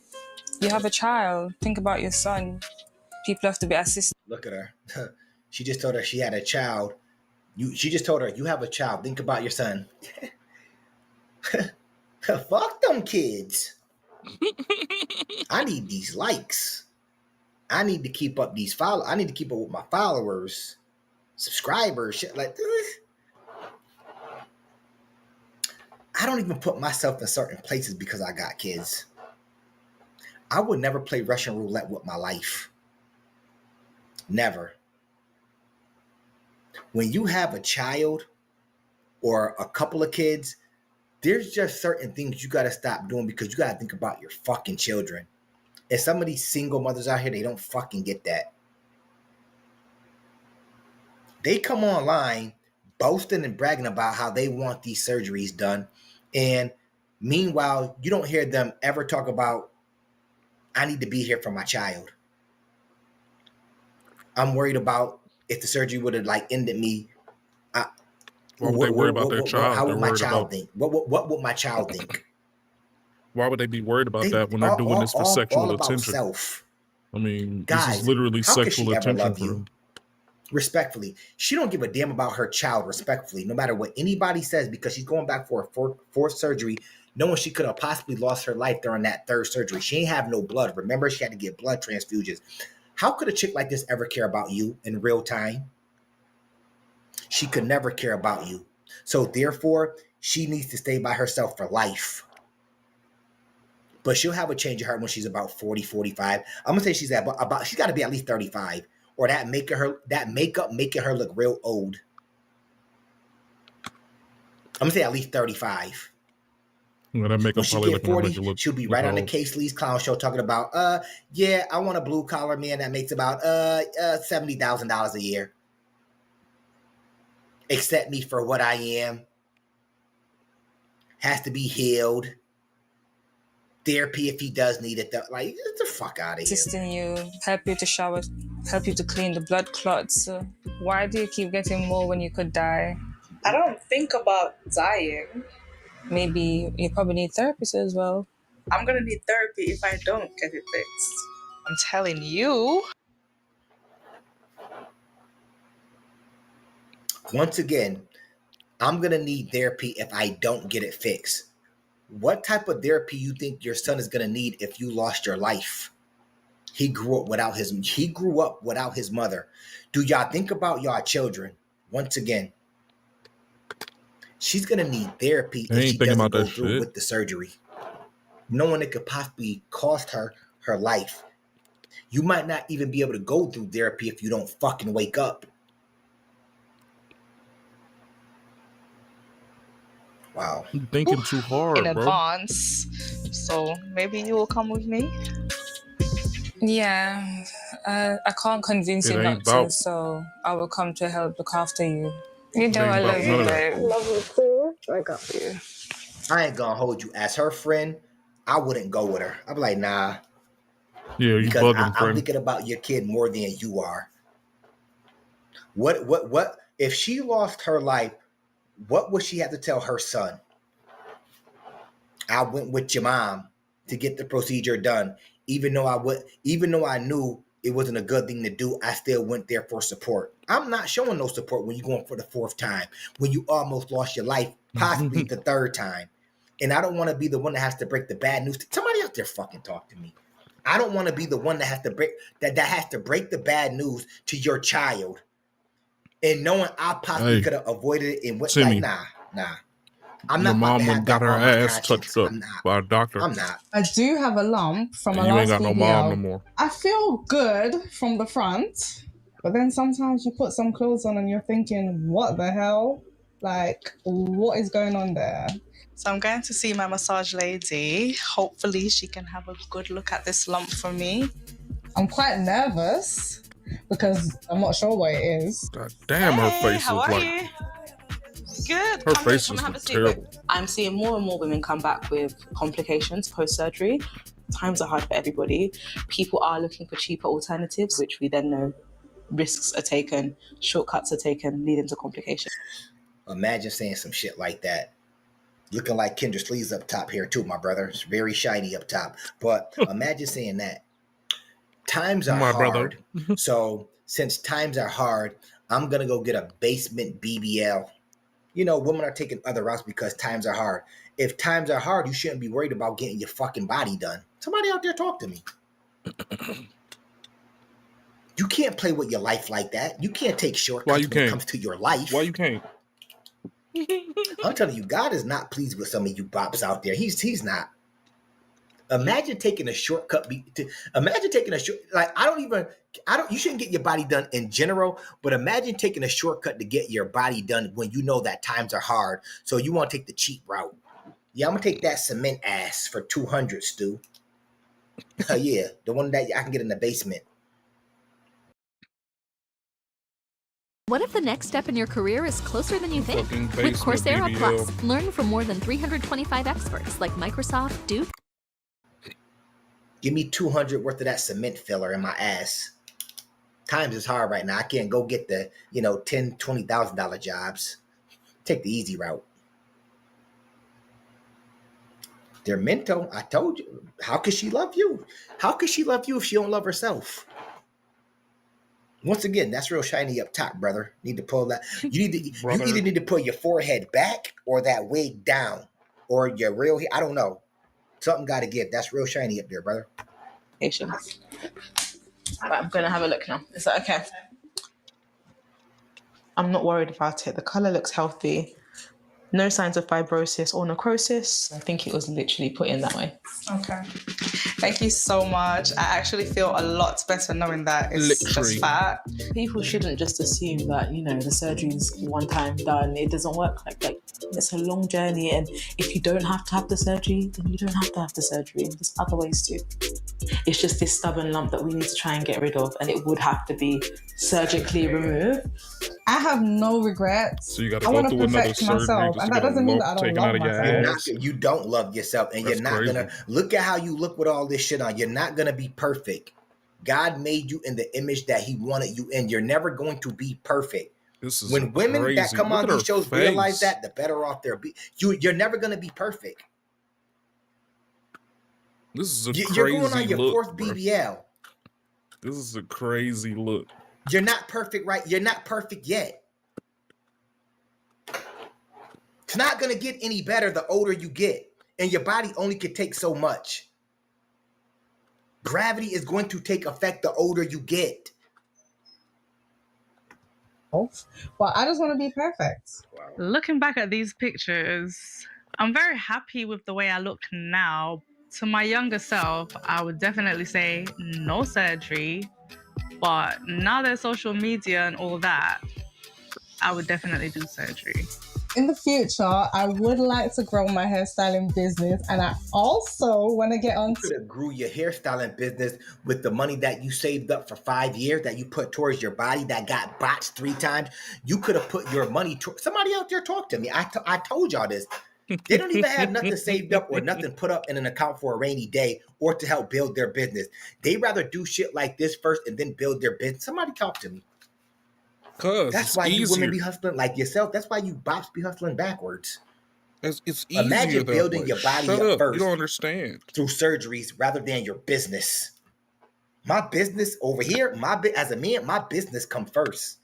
My body, that's every day, but that's the natural way. That's the natural way in-home workouts. I got weights in my house. And I still do my basic military workouts. You don't understand. 4 days a week. It's that simple.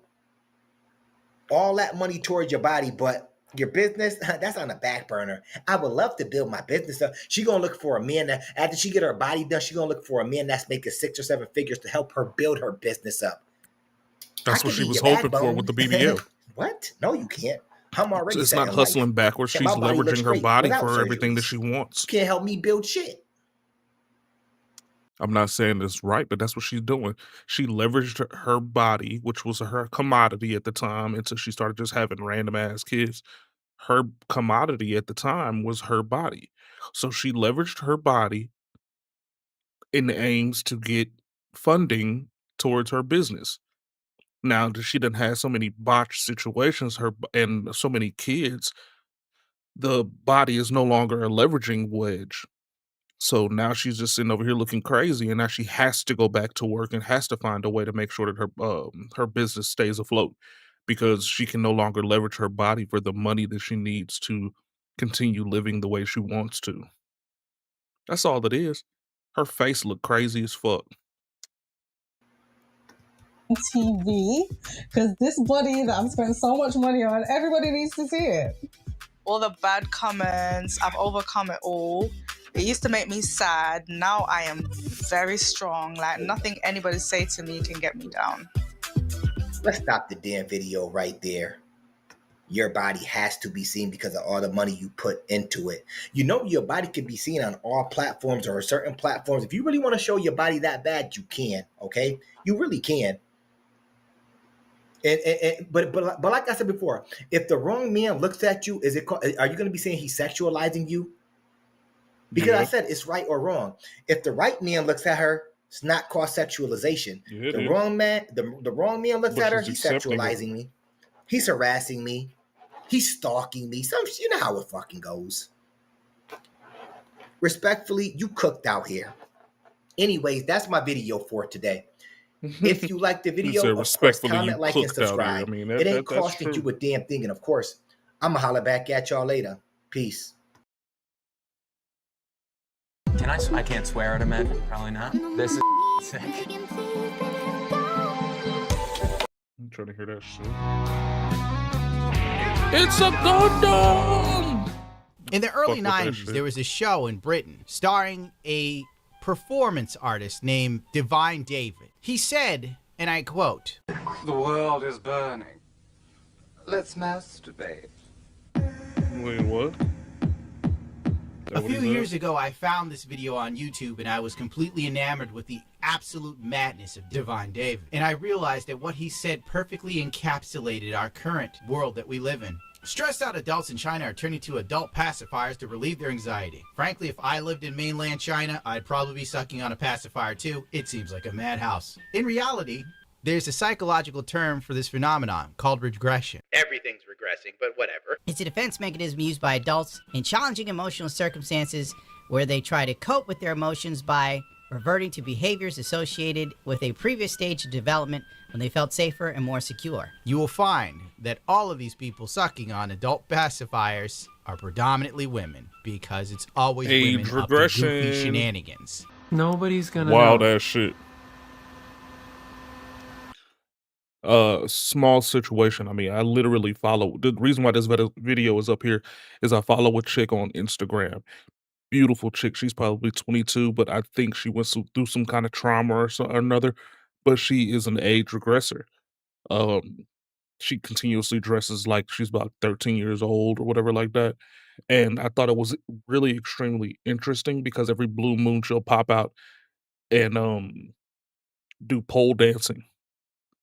And when she does pole dancing, she is a complete regular adult and a functioning member of society. But whenever she's not doing pole dancing, she dresses like she's going to a tea party with Princess Peach. I mean, at first I just thought it was a cool, cute little aesthetic or whatever. But then when she started breaking down this whole age regression thing, I started saying, that's a little different. Okay. So what's going on here? And I started looking into it and reading more of the actual like dialogue that she does have about this. And it's a weird world. It's a weird world. So this is my first time actually seeing anything that was really like I'd say content based around the regression, age regression. So hopefully I can get a better grasp of what's going on around me. You know what I'm saying? Like what's going on with her possibly. You know what I mean? Nobody's gonna know. They're gonna know. How would they know? Look at all those flags and pins on that stupid mask. This person's body reflects their mental health, an absolute mess. Everything here screams to me someone whose life is devoid of meaning and value. I don't care if that upsets you. You know that I'm right. And it's about time we just started admitting what was right.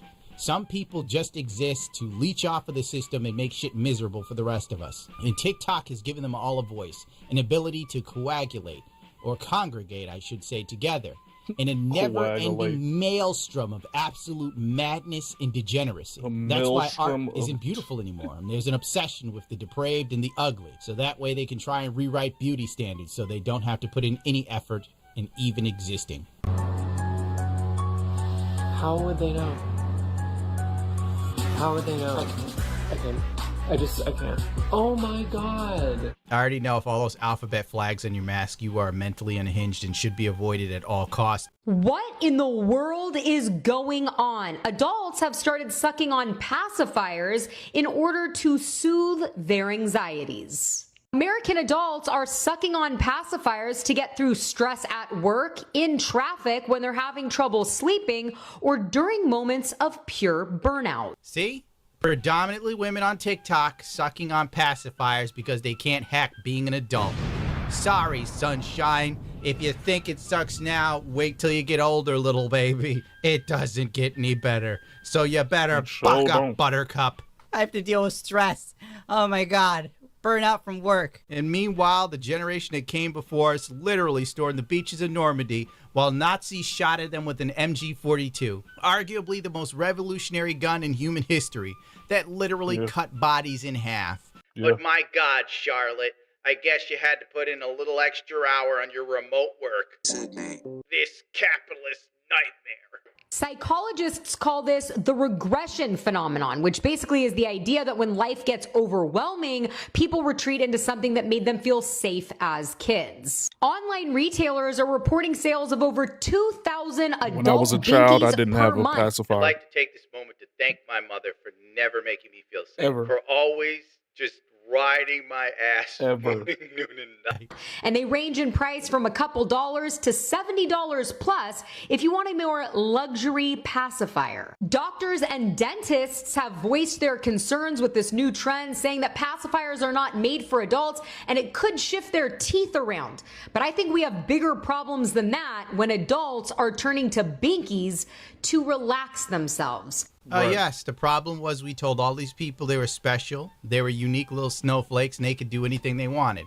They grew up and found out that they were painfully mid, if not below average, and that the only thing that awaited them was the ever-crushing maw of working till the day they died. And since they didn't develop any social skills or the ability to be fine with themselves in their developmental years, they are now adults incapable of making connections or even expressing themselves properly or dealing with hard situations. This is why everyone is turning Gwark and AI into their best friend, because they're broken. And I'm sick and tired of pretending it's not true. Oh, you don't know what life someone had. Shut up! Don't give me, I've been shot at, for God's sakes. You don't see me running around with a binky and talking to Gwark. Oh my God, I'm so lonely. Oh no. Get to work. Get to work. Get your ass out there and work, bitch. You're in the meat grinder, and be grateful it's the meat grinder of capitalism and not the meat grinder of war, where you're being taken out by drones flying by Ukrainians or Russians. Shut up, take out the binky, and get to it, you homo. I wonder if I could even call someone a homo passionately. I probably can't. This one I found pretty funny. LGBTQ activists and communists are protesting against a coffee shop in Denver, Colorado, because they are Christian-owned. The same coffee shop, which helps the homeless, has reportedly been subject of monthly protests by some unhinged activists. Let's take a look at these people. We're protesting against this place, the Drip Cafe, because— Don't bully me. I know, Fluffy, I know. This dude is wearing rubber breasts. Like, what? Whatever, dude, just play it. it is run and funded by a homophobic church. They put on their website that one of their 7 core beliefs is that they believe homosexuality is a sin punishable by death. So we think that's bogus and that's bullshit, and we're out here to protest them and tell them to get the hell out of our neighborhood. Have you ever seen a more poorly dressed human in all of your life? And I have to use non-gendered language or else YouTube will come in here and try and drop kick me. But let's just be frank here. Is this not unhinged? Is this not crazy as cat piss on a warm summer day? In fact, July 5th. I can't even. I'm supposed to listen to this person. The coffee shop that's Christian, over the line. I need to listen to the dude in rubber tits. There's the paragon of human virtue. Excuse me if I'm gonna lean towards the people that could tell me what, you know, John 3:16 says or something. The world is burning.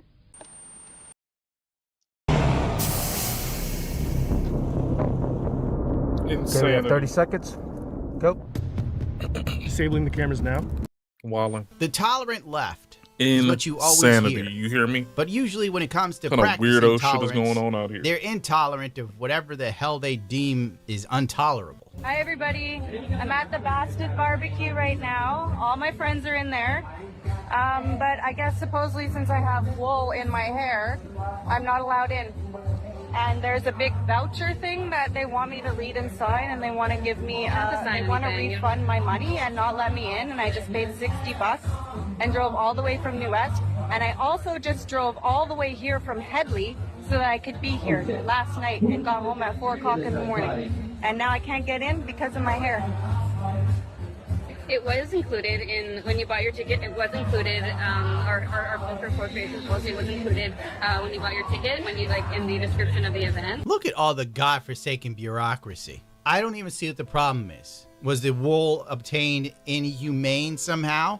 I thought getting wool off of sheep helped them in the hot summer's day. I don't even know what the problem is, and I also just don't care. I'm absolutely fatigued is the right word. This video goes on for 8 minutes. You're out of your I think they're gonna watch 8 minutes of gay bureaucracy.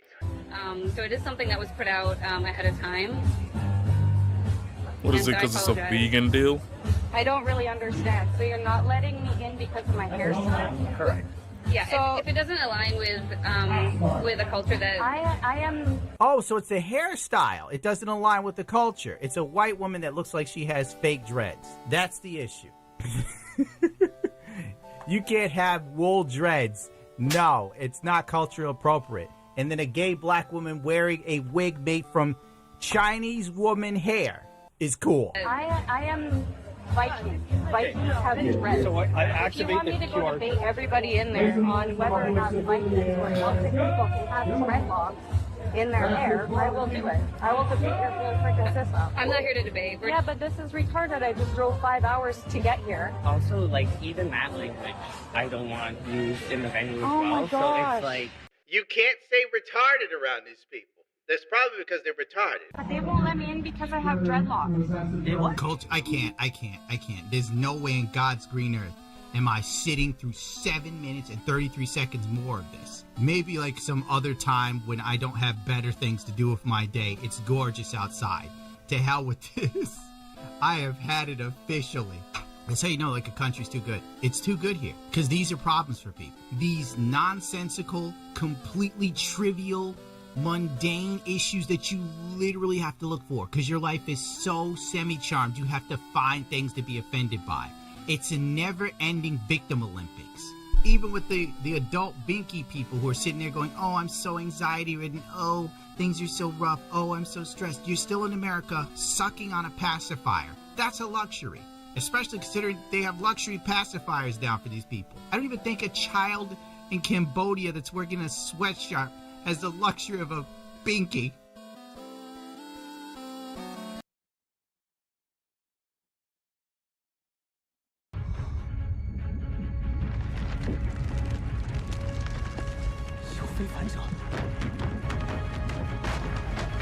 This is insane. Oh, that's over with? Damn. Ladies, that was Really this didn't is tell me ladies too much first another. show, so we're going to give it to the ladies. Ladies, this is what all these gentlemen, like even Damien agrees that we're talking about this, right? Is you will f the guys on your 20s that make you wet, and then when you need to settle down or to go ahead and do have a respectable life and a responsible life, you go for the guy that might not be your type when you were younger, but now he is going to be the one that is solid, has a nice job, is responsible, and all that.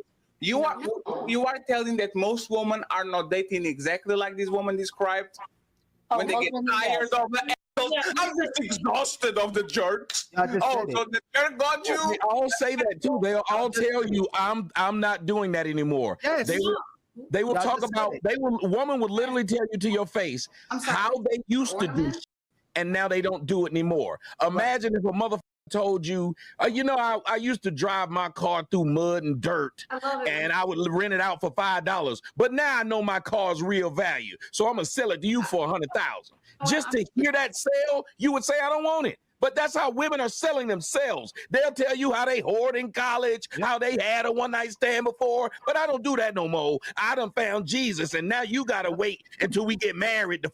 Wait a minute, it's niggas walking around the streets right now that's gonna laugh at me because I don't know what your head game feel like, but he do.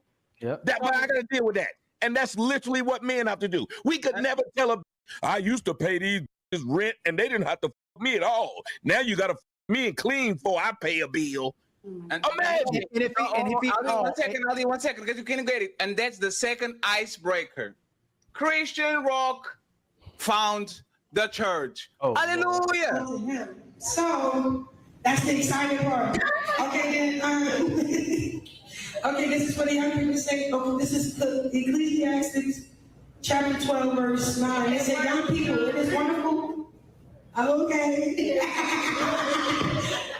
If Tommy is wrong, why did little Alexis say we don't pick we don't pick wrong? We're not picking wrong anymore. And Jazz said they evolved, they're educated and evolved. Mature woman. Yes. So if you're so evolved and educated, and y'all no longer picking the wrong guys, what are the right guys you're picking now that you're evolved and educated and picking the right ones? What type? And that means that there was a phase in which they weren't. To be evolved, what does the word mean? I keep trying to tell people words matter. Can you to evolve? That means you came from somewhere. Listen, y'all got it. You asked the question, Tommy answered. Let's move on. Exactly. No. I elaborated on evolvement. It really doesn't matter. You went straight to playing victim. That is exactly what just happened. It'd been so easy if you just answered the question. And he didn't even answer the question. Yeah, he asked him a specific thing and said, you said this and she said that. So that would imply y'all were with those people and now y'all are better. Her body language let you know what time she was on. You was irritated by facts. It really doesn't matter what I say that women are actually doing or feeling or responding to in these circumstances. Y'all gonna combat it every single way and say we're lying and say it's not true. And y'all used to be hoes. And it's like, you're right. You're right. Tommy and Fatty and Damien. Let's move on. This happens. I think you guys are absolutely right. This happens in your household when they know they have to concede to the logical truth. When they can't process that information, they still want to continue to manipulate and play victim. Exactly what's happening. Down and go, I don't Notice how men don't talk like that. I'm just saying, like, agree with us. We just try to explain what we were saying. You didn't explain what we were saying. You got it. Y'all think all of it. Ali, you asked me a question and Tommy answered it. I didn't answer it, ma'am. I did not answer it. All I literally did was say evolve means something. At audience, did I not say that? All I said was evolve means something. We don't even know the guy you talking about. We answered it. So what was your question again? Tommy commented, but we moved on. It's not that he answered the question, but he did make a comment. Do the question again. Yeah, do the question again. It's fine. She didn't answer the question because they knew the answer already. He put something on top of what the question was. He didn't answer it. They knew that they can't say nothing now. Yeah, right. They told on themselves apparently earlier. Well, I do not like Alexa's head. But my fault. About that. Not the question. So Tommy said, obviously, if you have a new type, it means you had a previous type. But now that you have this new type, hold on. Now that you have this new type, because Fatty talks about this all the time. Can you ask your original question? Y'all talking over me while y'all asking me to ask. Yeah, Alexis. Yeah, Alexis. No, because the thing is, it's better now because you're closer. I said you said y'all no longer picking the wrong. You said y'all no longer picking the wrong. No, Alexis, put your ear. And piece. She did the same shit. Okay. She did the same shit. That victim, she tried to, I can't. You can't what? Nigga, they didn't get nowhere yet. She feel bad and she couldn't handle it. She got out before it got hot. I will give her this. She knows when to run when bullets start flying. In her mind, she was justified. So you said but someone said my name. Didn't someone say my name? And she ran off. You're struggling to put them damn earphones on. He's far away from the. She's assuming something that wasn't That's happening. called shutting down. It's shutting down. No, I'm really interested in moving on with the conversation because we're not going to get anywhere, baby. Every time I have. Ali, give me 1 second. Hey, Jess, I was talking with Ali about this the other day, right? There's like when we're having the conversation, and we do something wrong. When we acknowledge that we're wrong, we stop there. You see what I'm saying? Is let's stop here and let's acknowledge it. Your acknowledgement is a dismissal. Okay, you got this. Let's move on to the next one because we already got this. Like, I can see. You're right. Go ahead and ask the question again, Ali. Yes, You're right. One second. This is one You're second. right. I fucked up. 1 second. Good. You see, this is a teachable moment to the crowd, especially when y'all woman F man. We know when a woman is saying, "Okay, you got it." You is dismissive. Is I don't want to stay on this place that makes me uncomfortable. Let's move to the next conversation because I don't want to stay here and admit that I'm wrong. And I'm not saying once again, Jess, I'm saying that this a fatty. is a reptilian thing. It's like a survival Got mechanism for the most part. Fatty. So when we're having these conversations, a lot of time people acknowledging Trying to and- go and down to one conceding blunt is not conceding because they think the person is right. They're conceding One because blunt they a want to day. move on and they don't want to stick there and Trying they to will slow not up acknowledge it. the That's why flow, we said man. just because you're saying, okay, I conceded, let's move on. That doesn't mean that the person in front of you is not saying, oh, look at this person being dismissive. They're like dismissive and pushing the conversation to a part of the convo that she likes. Ali, go ahead and ask the question again, and then we go from there. Right, and Jazz, it's plus it's a teachable moment for young girls just watching, possibly from mistakes that women made and try to learn from y'all mistakes, right? But Can you ask your question? yes, if y'all no longer picking wrong and you're evolved and educated, what does that Right. look like? What type of man are you picking now that you've evolved and Okay. educated and not no longer picking the wrong man? What is the type now? Okay. That type will be someone who is mature, someone who's on his purpose, someone who also is dating with intention. He is looking to have a family. He wants monogamy because there are some men that do and do value marriage and do value that. And this is just for me. This is what I mean. I have this there are already, men that but do that. let's say Yeah. if I was single, but You ain't lying. that's what he would be consistent with himself, like whatever goals or personal goals that he has for himself, he's in constant pursuit of that. At this age, he has a foundation. He may be somewhere, good in his career, or he is excelling as an entrepreneur, or he just has he has a stable lifestyle, right? He's enjoying life. He's following God. Snacky snack. God damn it! You Can't can't make this shit up. My heart's fine. I'm only 40. Ignoring your heart health risk is no way to go through the world. Take Bayer's 2-minute assessment. You niggas are not Christians. That's a lot of she was naming. It was a lot. Every time when people bring God into it, just stop. He believes in God. Why does that matter? You don't even don't believe. you don't even believe in Jesus. Would be it. That would be it. He would have a different type of focus. That would be since I'm evolved, if I had that phase, that would be what I would be pursuing. I can't say that I had like a phase where I just was constantly choosing bad men, but I have been misaligned with men before, and going through those situations helped me to understand where I was lacking maturity, where I needed to hold myself accountable and say, you know what, this is not, if I want something different, I need to do better and choose better. And so what we do is we evolve, we learn from our mistakes, and we find, once we know what we want and what we're willing to give, we have a better view on what we want from our partners. Okay. And now that, let's say we say, hey man, you're gonna pick better now. You're gonna pick the best guy, the most educated, the most purposeful. What is it that most women you believe, or what are you changing it about yourself to be the woman that this man wants? What did you work on yourself? So not a damn that you thing. worked on. Right. So my maturity, my emotional response in relationships, not taking everything so personal, not looking for you're not a changing it up. reason to be negative, like whatever. Hold on, I got a quick question. Was she like 25? I don't know how old Jazz is. Okay, I'm trying to understand. You went through, because she said she didn't go through a whole phase, but I thought they said she did say every woman goes through a whole phase. They believe majority of women go through that. Okay.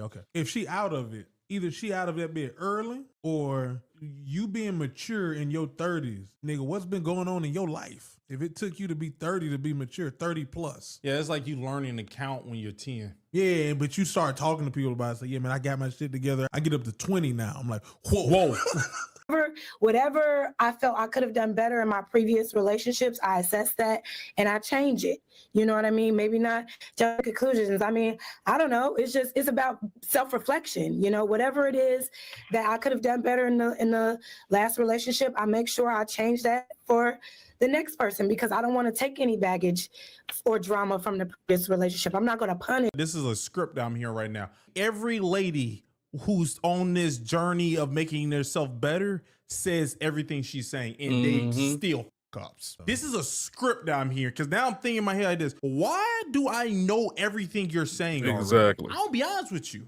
She got to be around my age. She got to be Heard in it like all her before. late 20s or early 30s, because I know everything done with she's your saying. Like that. lies. Oh yeah, this could All easily of be a the lie sweet that you're talk. telling me. It just sounds good. Yeah, you old enough to know to say it. Yes, Okay, that's I got the it. thing that I'm understanding. Punish the new person from being hurt from the last, you know. And I've been Oops.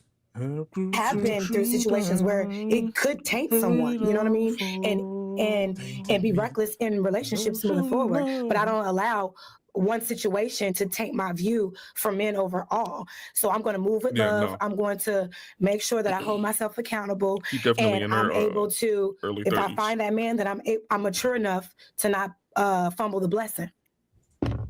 So you're conceding that you weren't a good woman as well. Most of these women were a good woman as well when they were dealing with these guys. If they have to, I'm sure there are times where women were not good partners. Sure, there have been times where I have not been a good partner. That's not what he said. He didn't say at times. He said they weren't good people. I mean, I guess it's close enough. I don't know. Is she taking accountability in some sort of way or something? You know, can you take partial accountability? You can. You shouldn't. Because it's like, is it real? It's not. It ain't. And listen, if you said she was in them other videos, her taking some accountability, like so far they ain't. She's doing a good job based off the other videos. Based on the other videos, yeah. She's But doing that's very like good. you robbing a bank and you said, I drove the car. Yeah, you're trying to get less. You're trying to get less time. What women do. So they do it so much, the government knows to just give them less time. So she's not doing something good. No, she's doing better than she was, is what I'm saying. But this is the thing that's just problematic Doing all the better time, Jazz. and- None of these women said they're going to cook more, they're going to cooperate more, they're going to have sex more, they're going to improve their whole quality of a woman course for this man they're about to get. It's always higher expectation, it's higher standards, and then when they can't find that man anymore, they still are complaining about the men, and they'll talk bad and they still bashing men. For instance, if you truly believe that, in my opinion, you would say, hey, ladies, it's the way you're picking these men. It's the man you rewarding. It's the man you giving your cat to. It's the man you'll won't give no attention to, because every time they trying to love you and settle down with you, you want to go after these men that don't even like you. So it seems like you're still pursuing these no good men, and you're still waiting for the high value guy that will actually pursue you. But most of those guys still won't, because you've already lost your value typically, and you don't want to go the extra mile. You don't want to compete, and you don't want to chase these men anymore that deserve chasing, because you already overlooked them. So if he meets you and go, hey, just accept me as I am. I did God's work. I'm in church now and I had therapy. I'm a good woman for you. Would you tell your son to believe that? No, ma'am. No, Exactly. ma'am. No, ma'am. Exactly. What you No, talking ma'am. about? I'm sorry, Ali. I What are we kind of talking lost what you were saying. I understood what he was saying. It was a lot, but I understood what he was saying. He pretty much put the mirror on you. Said, yeah, all that stuff you said, that's nice. You just told him to believe that these things you was doing before is gone now. Me's not gay no more. That's what just happened. Women's. He said both, because he also said you're not putting any effort. You're not chasing that guy. You don't believe you're supposed to chase this guy that you claim you want now. Even though all of us know and we saw you chasing the other guy when you were younger. Yeah. We saw y'all putting y'allself in a room with him on purpose. Mhm. Now you're trying to convince us that this guy supposed to just come to you, and you try to use scriptures and Jesus. When a man's saying it's a woman, you know, whatever they be trying to do. Y'all know I'm slow. If you gave your best to the guy that didn't like you, how can we expect you to give your best to a guy you didn't even like, and now you've changed your standards for a different type of guy? Your type you gave your best to, Exactly. and he didn't like you, and now we're supposed to expect that you about to give your best to a guy that wasn't even your type, that now you're going to settle with. Right. So you're saying that I gave my best to the wrong person, so I shouldn't try to give my best to the right person. How do we expect you? Most women typically don't. You know, I give you an Yes, example I- how on these balloon shows that Fatty was You showing. shouldn't expect anything. Expectations always I'ma lead give you to an example disappointment. on these Tommy, balloon you can go shows. next. On these balloon. That was such a deflection what she just said. You shouldn't expect anything. Nobody asked you any of That that. nigga hit him with a fortune cookie saying. Shows that Fatty be playing, most of these women already got 2-3 kids, about 2-3 baby daddies, Right. and they meet a childless man who has no kids that desires a family. Oh, I ain't having no more kids.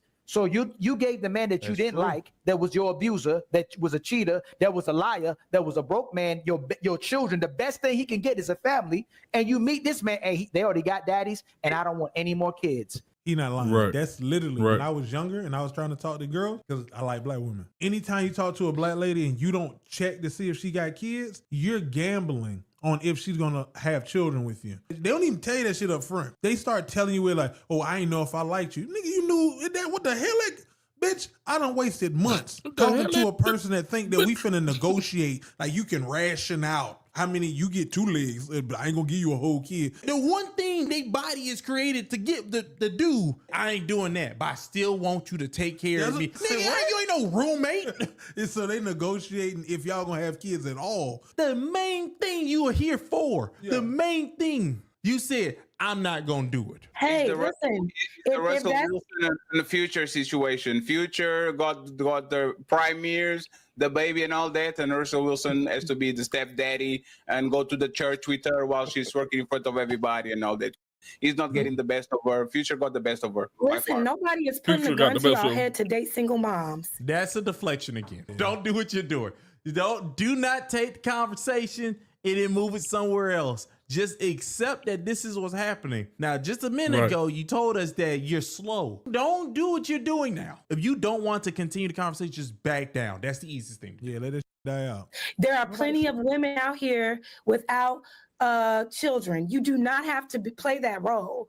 If you do, You just said though, you kind of moving the goalposts. You got to like stick to what they just said. Melanin. wait, you said what?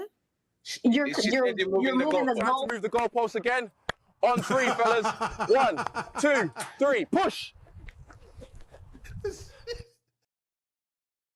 Straight up though. Through Rula, it's easier to connect with a therapist who specializes in you.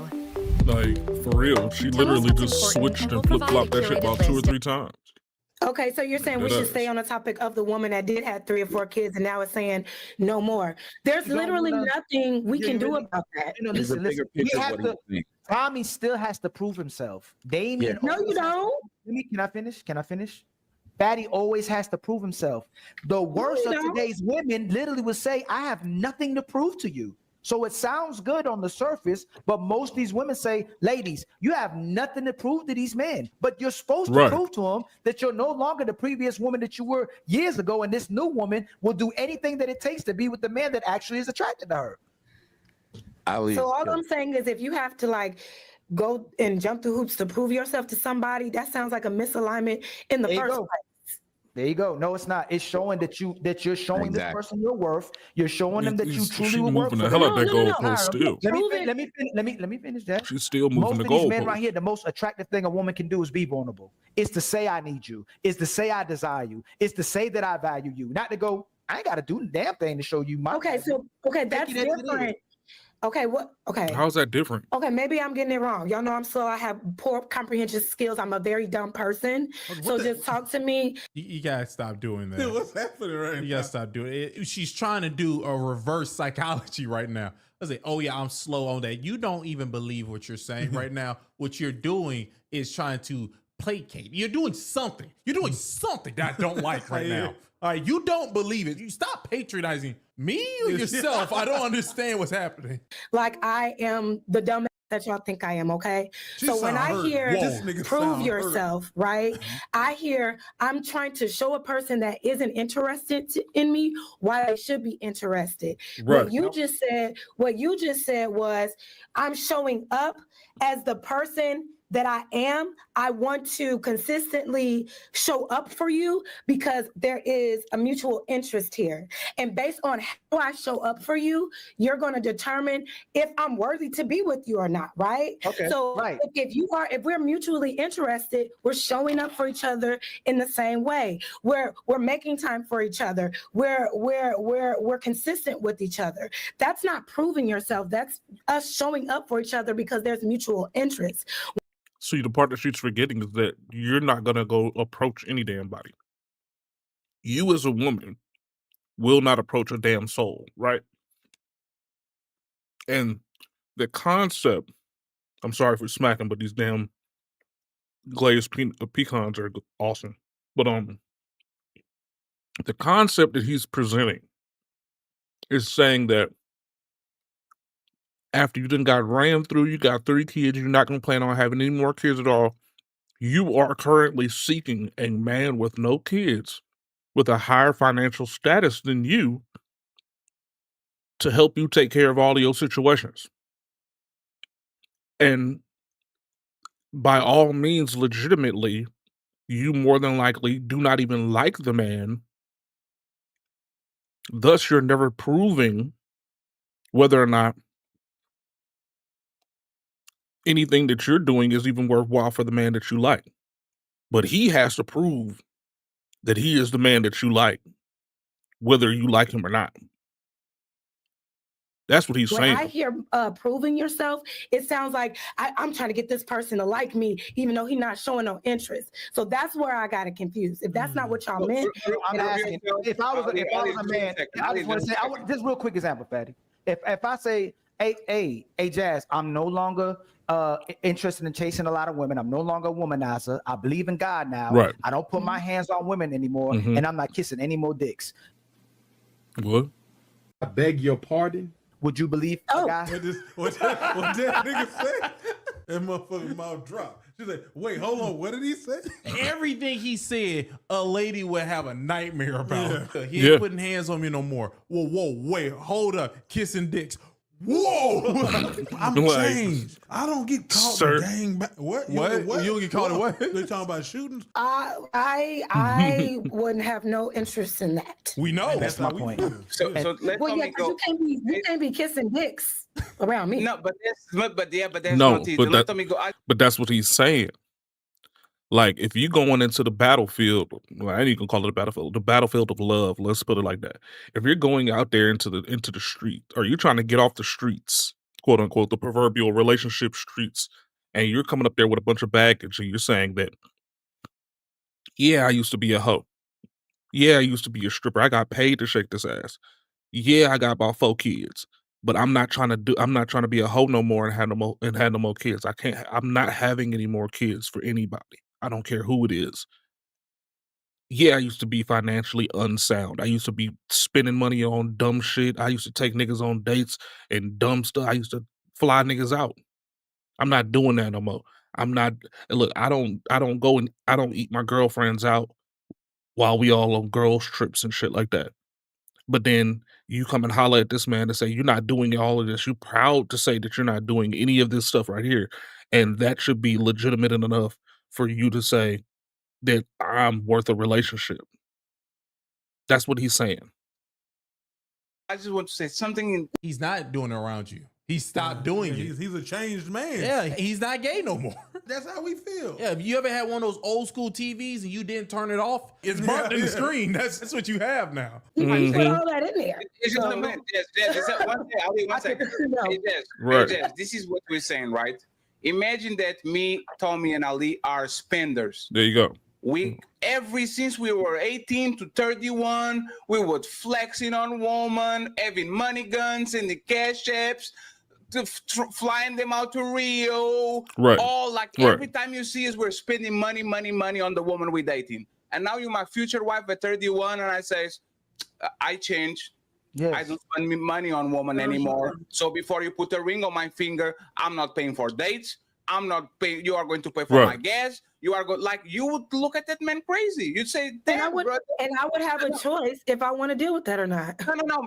We know, but what you'll do would be, hey, Like, what is she how talking do about? you do all these things for men that you claim you never like, for women that you claim you never like, sending cash apps, flying them out, giving expensive gifts, and me that's supposed to be the woman of your life, my future wife, now all of a sudden, now you are penny pinching, and now you are a responsible fiscal man that doesn't even want to pay for dates. No, 1 second, Jess. All of women and men would be like, bro, are you serious? So you go spend all this money on these hoes and all this shit, But and then now you the don't spend nothing on woman the that one is that the you mother of your love, kids or is right? going to be your wife, now you penny Exactly. pinching. That will show that you actually are retracting the value that you have. You did all these things for these people, and all of a sudden, if I'm the most special person, all of a sudden you are not bringing the same value. So it's just to make it's just that just because you change and just because now you know better, that doesn't change the fact that what Lee is saying is that you gave the best of years of your life or the best ability you got to men that you claim you didn't like. you didn't and like, now I have to exactly. pay an extra price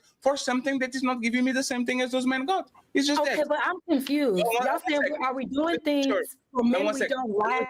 Tommy, you can you are. reply and then Tommy can get in and interrupt. Go ahead. Okay, I feel like y'all saying two different things. 1 minute is you doing it for people you don't like. Then it was you're doing it for people who were not good to you, right? So They be if two of I'm the same doing thing. something constantly for somebody I don't like, I have a problem. If I'm You paying do, cash apps, and that's why y'all are if out here I'm- fucked up. If I am buying gifts and you just said I'm doing all these things for people I don't like, that makes no sense. I don't know how this not processing in your head. You know, human beings lie. Right? Like that's a thing. If I don't like them, why am I doing it? Because you like them. Like I need a Twilight song to play right now. Like, If you're a producer who hates AI, this plugin might change your mind. This is Reimagining Co-Producer. You can take any sample you the find fuck is and she flip talking it. about? How is this not processing? I do not like kissing guys. Yeah, but guess what? Every Wednesday, who's that? That's John. Oh, this nigga good. that's all it is. Right. How are you not catching this? She was doing good in the beginning. Man, look, they've been making her deal with Illogic for a little while. It is not working no more. I like chocolate. I like women. You can't have them in a logic circle for too long. You gotta give them breaks. You gotta say, good job, Jazz. Like, go ahead, go get yourself a fruit cup. She did a good job. Now she's here for too long. It's like a fullback you have playing speed back for too long. Right. Yeah, you on a, what is it? 2-minute drill. Running full on scat back moves doing a 2-minute drill. That nigga gonna die. I got one play. After this, what am I doing here? No. Why would I? Wait a minute. Jazz, Wait now a you minute. claim, no, Jazz, 1 second, Jazz. You claim Jazz you don't like. OD. You claim you don't like your baby daddy. I claim I don't like these men, and I am doing things for these men. Something ain't right. She just tired. Yes, but that's the point. That's what we're saying. If Prison Bay don't have to have a job and you are sucking his dick and going out with him and doing all these things, and then you meet the guy that is your husband and you say you have to have a job and have 6 figures and you have to be tall and you have to be responsible. What we're saying is that you are giving your best years to men that you claim you never liked and never did nothing for you. And now that you meet this guy that is capable, reliable. Oh, nitty gritty. Did she claim? Did she say that she never liked those guys? This is what he's saying, Jazz. No, but wait, no. Before I forget this, wait, no, Ali, no, because I need y'all to understand how y'all are playing two different concepts. It's if not. I'm doing something what you It's not two different doing concepts. doing These something are for the somebody exact that same doesn't concepts. like you is unrequited love, right? No. Okay. She's never gonna grab. She's not gonna catch the point. She trying to make the point connect her what she think her point is. Like she trying to force Exactly. them to be together. That's Called shoehorning. Yeah. I got you. But you're okay.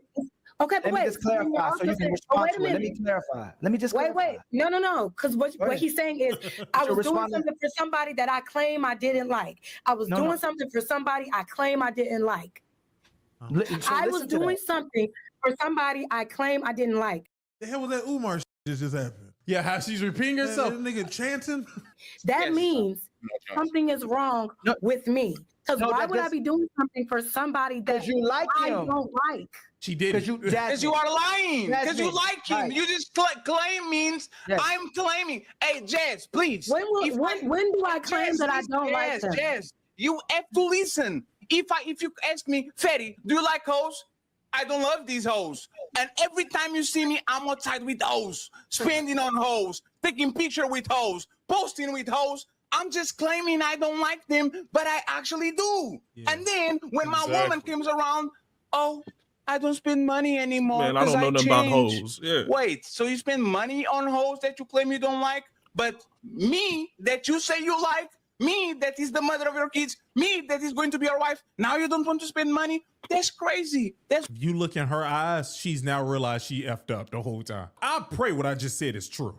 what Ali is saying is, you're going to give everything to these guys you say you don't like, and that are souls, like the woman says, and when you get exhausted of these jerks, assholes and now the you go jerks. to a guy that you are willing to probably do half of the things you did, just because technically and respectfully, the man that most of y'all women married is not the man of your life. Is not the man that you think on the back of your head that you remember. Most of these men are security plans. Most of these men are retirement plans. They are not the genuine guy that you like. Oh my God, I still remember. And this is what we're saying. The good guy, the responsible guy, is getting the short end of the stick, while the guy that is popular, the guy that the guy that has money, is getting the best of you. That's what Tommy was saying.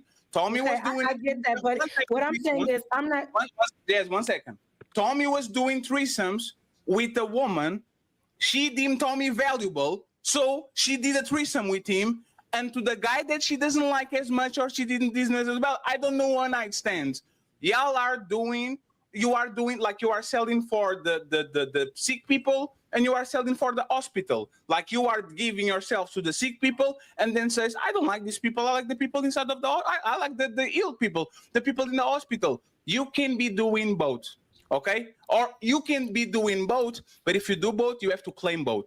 Don't come around and say, I don't do that shit, when most of y'all either still doing it or did it at some point. Right. Big screen. I ain't gonna lie to you. That was actually quite exhausting that she couldn't process that. But she came in defensive of like whatever their points were. Yeah. And it just seemed like at some point decided she was gonna try to understand, but that don't mean she stopped thinking the she thought was right. You know what really happened was, it was the fact that she had a friend, the lady who looked like she was part of the Beatles. Yeah, Alexis. Yeah, Alexis. No, can I? No, because the thing is, it's better now because you're closer. You said y'all no longer picking the wrong. No, Alexis, put your ear. She had that friend, then she ran off to like, we can't both build a foundation, and then you run off and you want me to carry it all by myself. That's because that other nigga knew that foundation was flawed. That was the person you do not go to war with. That's the guy who become those guys crying in the corner, and and Saving Private Ryan, say, help me. The only thing is, she did more. Instead of holding the rifle and crying, she stood up and ran. She literally left you. That dude walking around trying to figure out how to put his arm back on. You know what Jazz is supposed to do? If I was Jazz, this one went this way at all. As soon as she ran, all friendly fire. I would say this, look at her running, being emotional. Right, guys? I looked at everybody. So I would switch sides so fast. Jazz. She did good in the beginning. It was like an actual, just a good type of argument. And then as it kept going, you seen her eyes get wider and she got more lost. She didn't have a good argument, but she could handle the criticism without just sounding stupid. Well, I don't even know if she can handle that. Now think about it. She insulted herself twice as a patronizing. She did. At some point, I'm like, maybe she's retarded. I don't Retarded know. people don't call themselves retarded. They call themselves superheroes and stuff like that. Like whenever Halloween comes around, you call yourself Batman. No, I am Batman, nigga. See? Everybody? Even people that we deem as intelligent sometimes, they don't know what you look like, so you're still good. Yeah. Pray to me. You know. Tommy is what set off this whole little thing when he told him the backstories of things he encountered. Because if you think about it, what he said, what Fatty ended with was, it worked really well together. Like what Fatty was basically saying, women are like car salesmen. And then they get mad that you look at them like car salesmen. Car salesmen can pick what they give you as the price. And then they pretend when they go to the back like they talking to a person. They actually went back there and looked through the window and just staring at you the whole time. They don't want you to judge them for being car salesmen. Even though we do. Yeah, so that's what women dealing with. It's like you went and played price games and now niggas don't like you and you mad. Stop doing that. Oh, you ain't know what that was? Oh, that doo-doo, baby.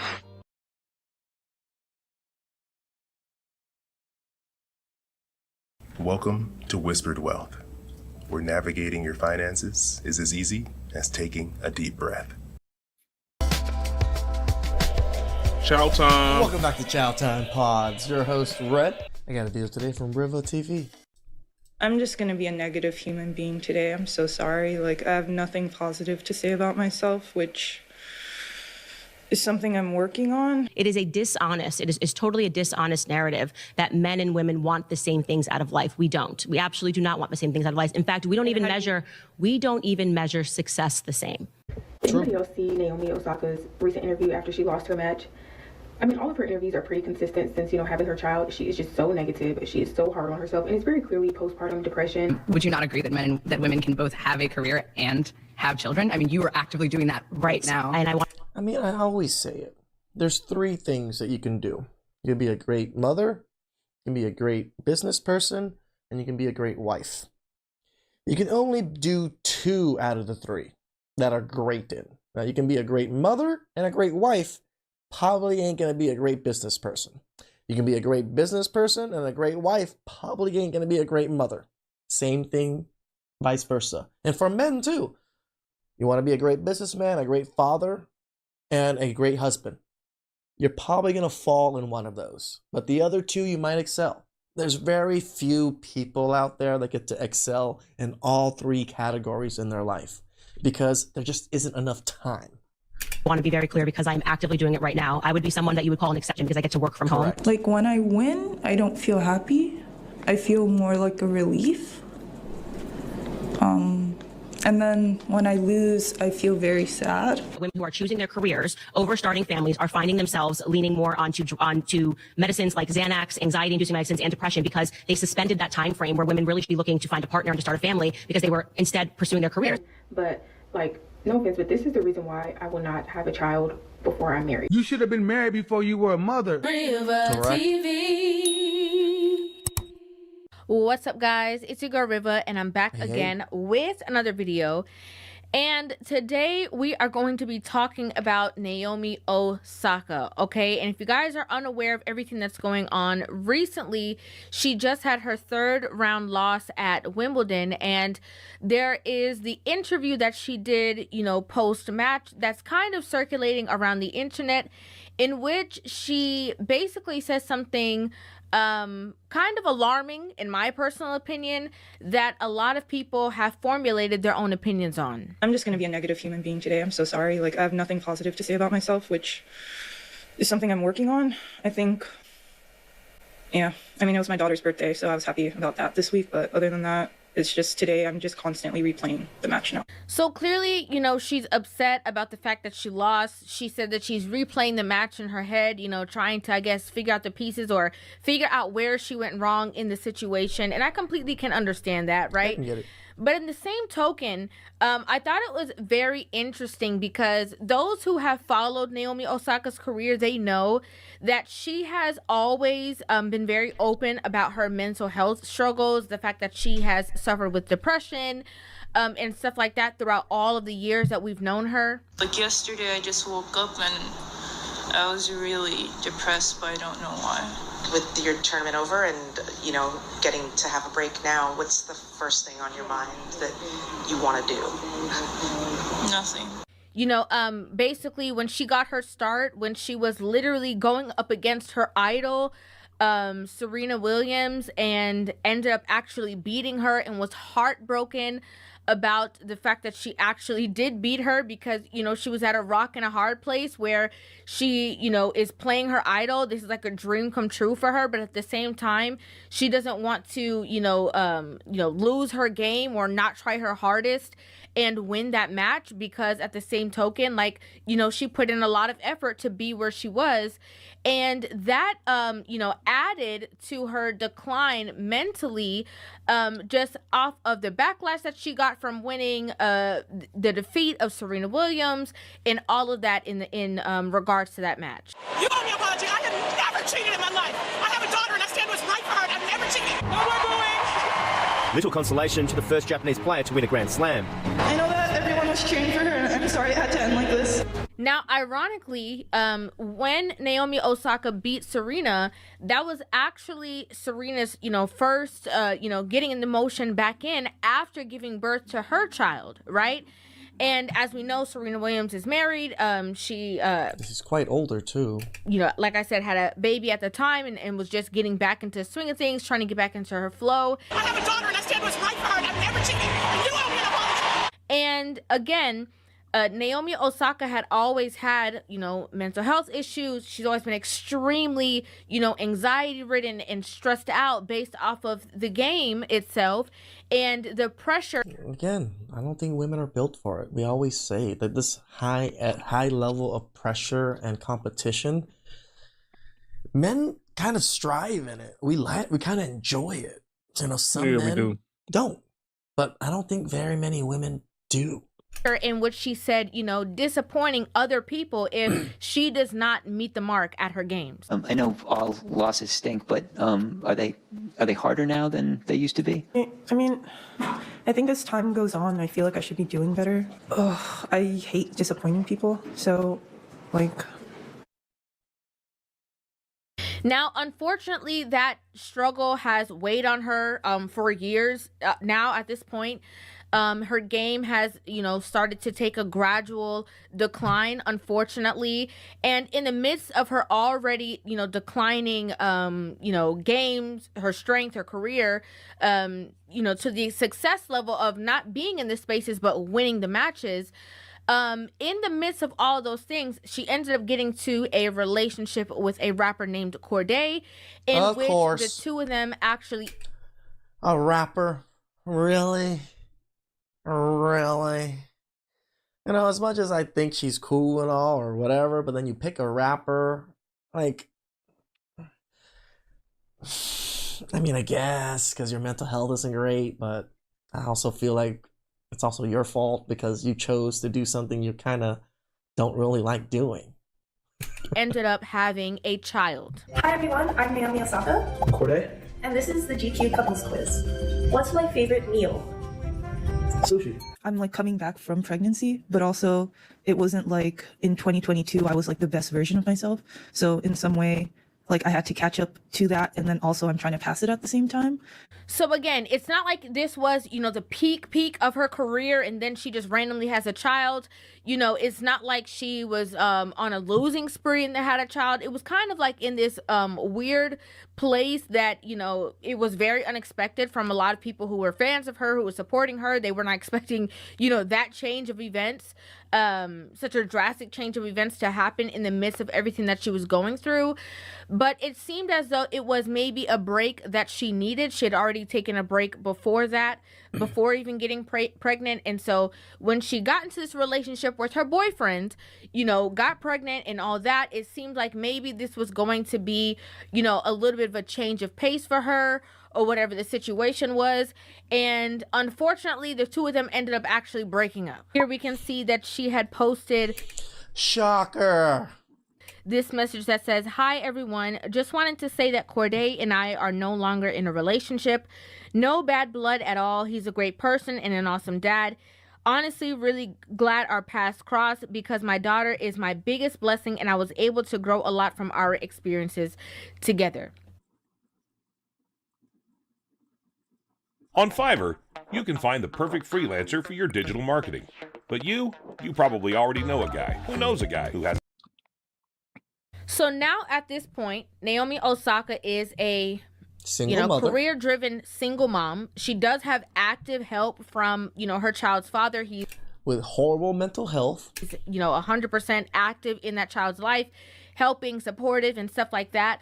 But what I wanted to do was I wanted to have this conversation surrounding women, the changes that women go through, mental health struggles, and also what is success to women, right? And the reason why you know, this sparked my interest so much is because in the interview that's circulating on social media, you know, she made mention that she had nothing positive to say about herself at all. And the only thing that made her happy was the fact that it was her daughter's birthday. Correct. And all the planning and damn, I didn't even think about that, Riva. You're right. Like that her life has almost no meaning outside of her child.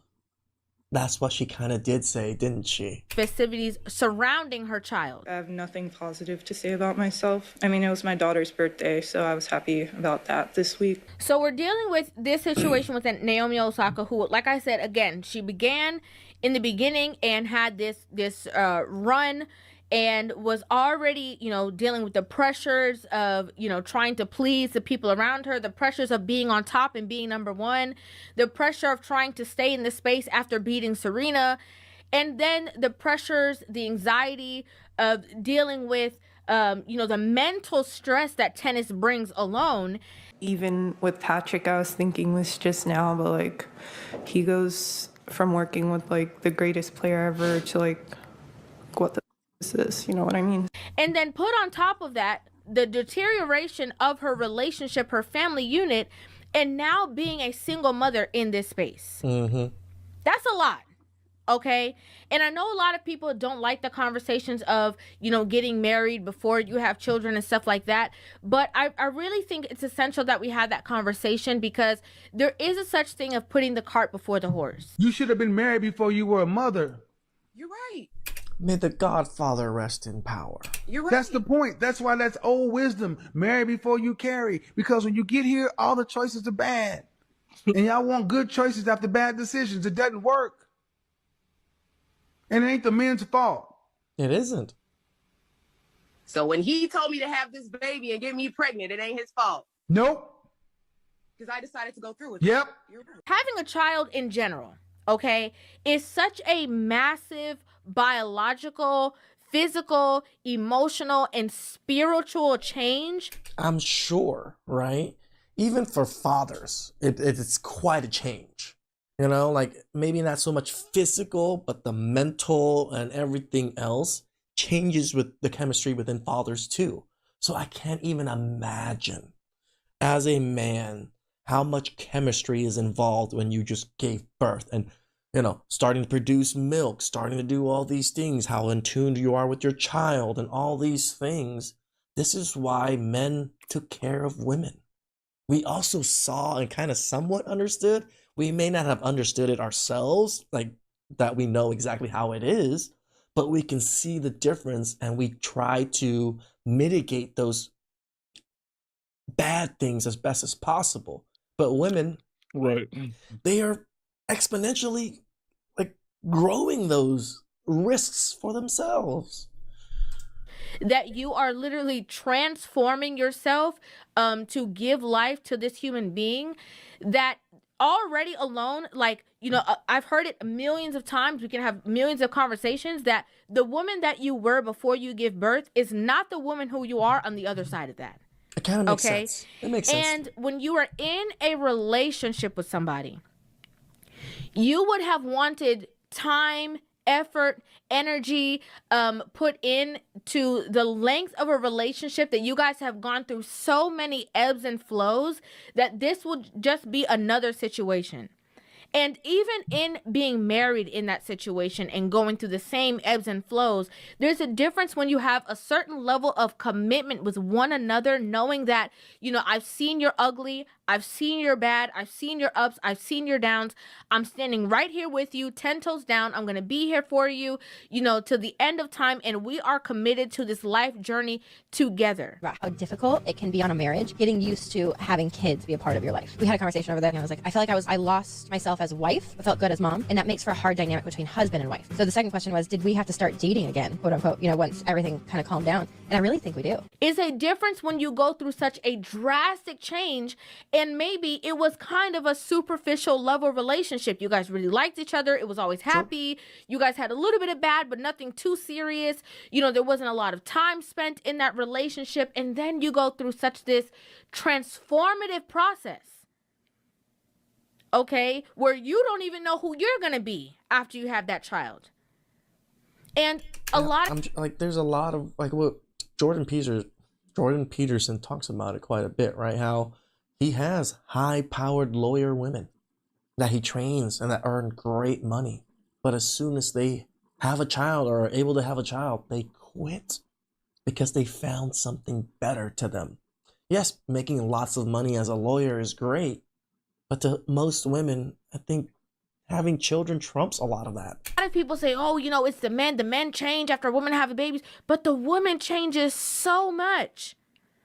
And it's never talked about that he is now dealing with a different version of you that he also did not sign up for. True. And in this particular situation, we can't necessarily hold his hand to the stake, because if you are somebody who was already dealing with certain mental health struggles, right, I can only fathom or imagine what might have happened to you biologically, emotionally, all of the things that I said, after now giving birth to this child. Correct. And I realized, like, when I was younger, I had no fear. And I think when you're young, you fear nothing. And that's one of the really cool things about it. But I don't know. With age, fear kind of crept along and I guess paralyzed me in a way. Sometimes in those situations, the only thing that the man can do is take a step back, a boyfriend especially. Because you guys were not at a certain space of commitment. Correct. And it was easy to give him a child. It was easy to give him legacy without him, giving you anything that would have signified that the two of you are locked in for the long haul. Okay. Now, this is not saying anything about his fatherhood. It's not saying anything about his parenting, because she said it out of her own mouth that he is a great father. He's always been there. He's a good dad. He's, spoiling his child and all the above. What kind of mother are you to Shy? You're more like strict or more easygoing? Her dad spoils her a lot, so I feel like I have no choice but to be a little stricter. And but she's so cute. I don't feel like I do that well. But isn't it sad that even female athletes and male athletes still kind of end up in the same boat? Right, with a child, someone taking advantage of something or something. They never end up with a solid family. They always end up like this kind of story with a lot of NBA, NFL stars, with women trying to, get one on them, and now her.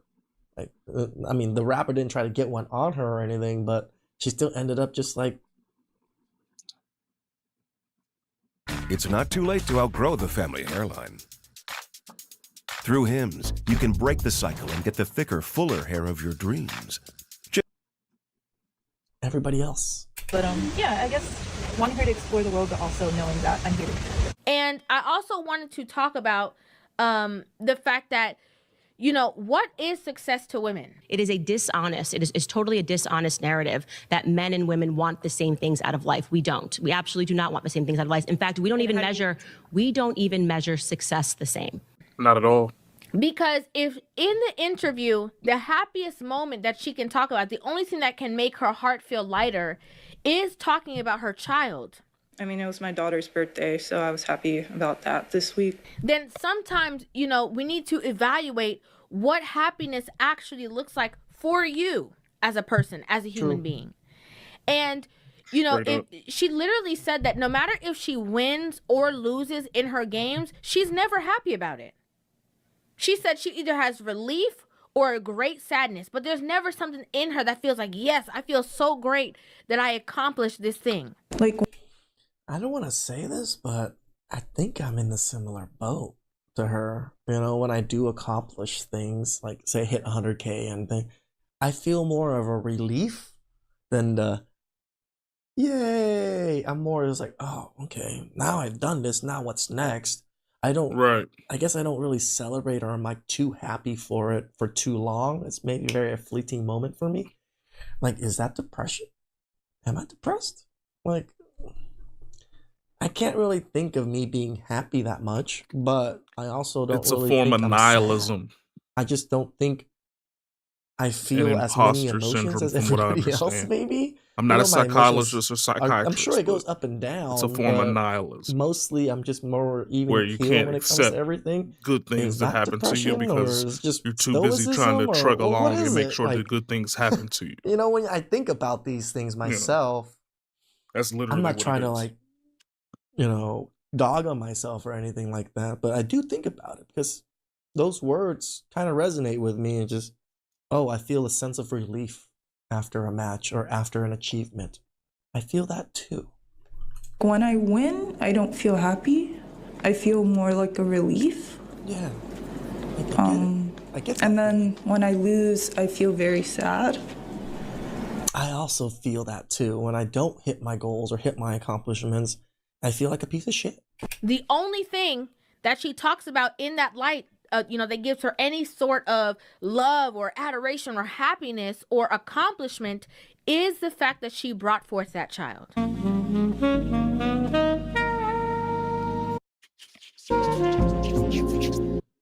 They think that because she is the Naomi Osaka and because she's the tennis player, that's the only identity that she could possibly have and feel fulfilled or feel happy or I can see feel that. whole. And clearly we can see that although she has been pushed to that path and been into that space of greatness, on her face on a daily basis, she's not happy. I'm just gonna be a negative human being today. I'm so sorry. Like, I have nothing positive to say about myself. There are women, okay, being pushed by society to be this boss chick. You got it, you got it out the mud. You this, you that. You can be better than the man. You're this and you're all these things.